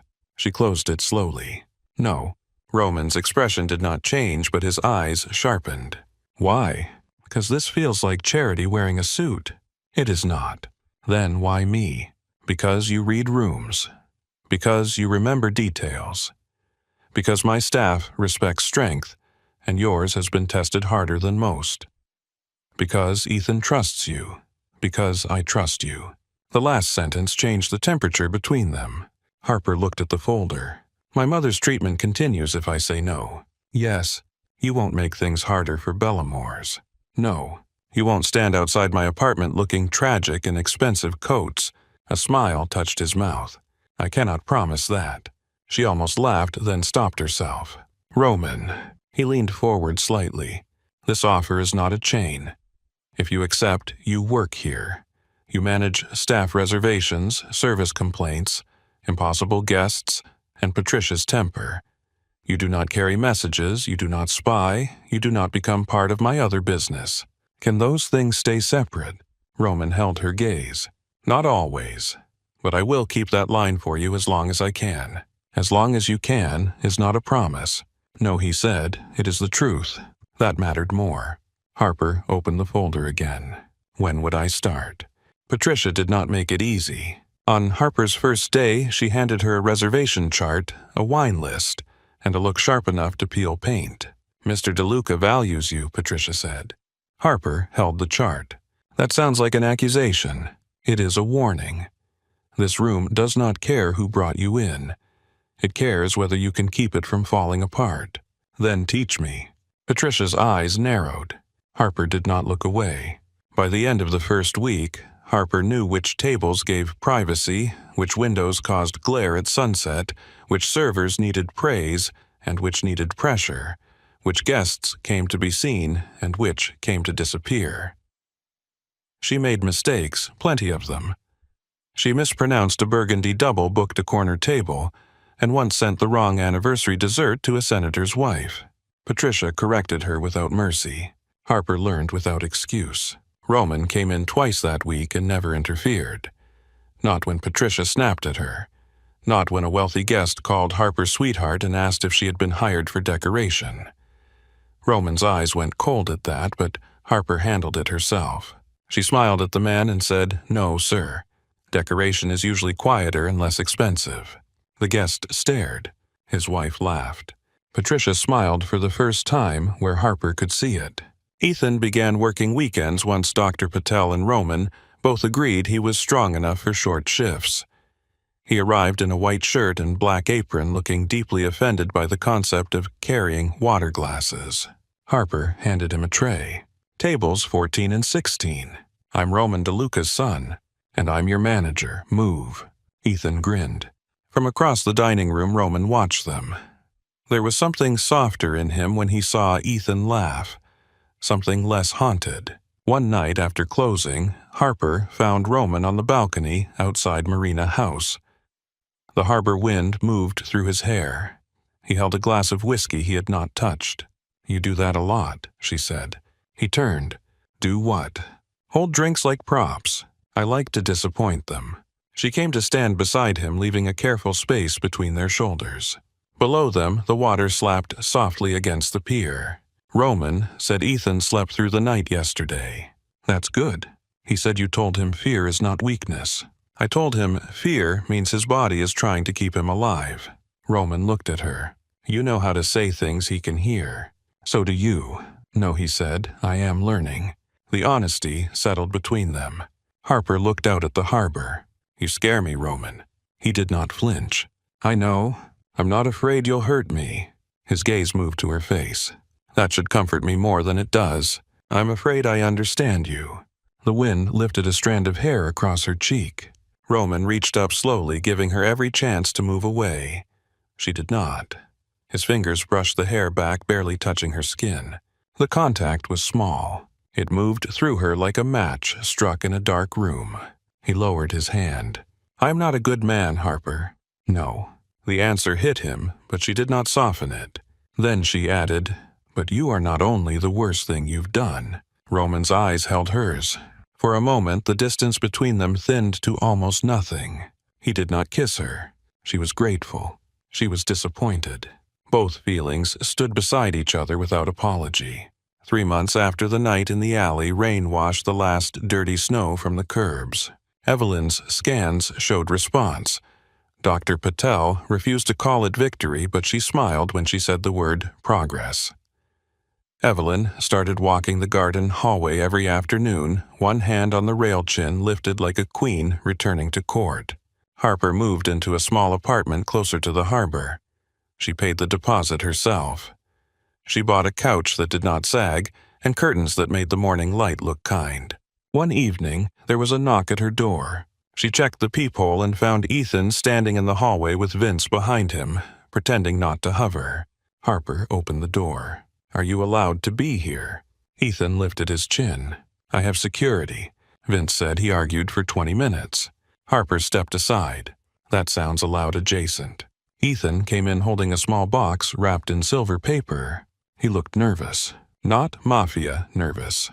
14-year-old boy nervous. "I got you something." "Ethan, don't say no before you see it. That's rude." She took the box. Inside was a silver bracelet with a tiny rose charm. Not black, not thorned. A simple open rose bright against her palm. Harper went still. Ethan spoke quickly. "It's not the organization mark. Dad said that one means loyalty to the family business. This one means family. The people who get protected because they matter, not because they obey." Her throat tightened. "I can't accept this." "You already did." She looked at him. Ethan's bruises were gone now, but something older lived behind his eyes. Not innocence lost completely. Innocence changed. "You accepted it when you stopped in the alley," he said. "When you called him, when you stayed." Harper closed her hand around the bracelet. "I was scared." "I know. I almost kept walking. But you didn't." That was all he needed. She pulled him into a hug, careful of the places that had healed but still lived in memory. Ethan hugged her back hard. "Thank you," he whispered. Harper closed her eyes. "For what?" "For seeing me." After he left, Harper fastened the bracelet around her wrist. The rose caught the light when she moved. Later that night, she walked past Bellamore's on her way home from Marina House. The rain had stopped. The alley behind the restaurant smelled of wet brick and old oil just as it always had. The street lamp above the service store flickered once, then steadied. Harper stopped at the place where Ethan had lain. For a moment, she could still see him there. Snow in his hair. Blood on his mouth. One hand reaching for her wrist. Footsteps sounded behind her. She did not turn. "Vince needs a bell," she said. "Vince is 2 blocks away," Roman answered. Her heart shifted before she could stop it. Roman came to stand beside her. Not too close. Never careless with distance now. They looked at the alley together. "Do you regret calling me?" he asked. Harper watched rainwater slide along a crack in the pavement. "No, even after everything." She turned toward him. "Especially after everything." Roman's eyes searched hers. The city moved around them, unaware or pretending to be. A taxi passed at the end of the street. Music drifted faintly from Bellamore's kitchen. Somewhere above, someone opened a window and laughed. Roman reached for her hand. Slowly. She let him take it. His fingers closed around hers, warm and careful. The silver rose rested against his knuckles. For once, neither of them spoke. They walked out of the alley together, side by side, into the thin gold light spilling from the restaurant windows.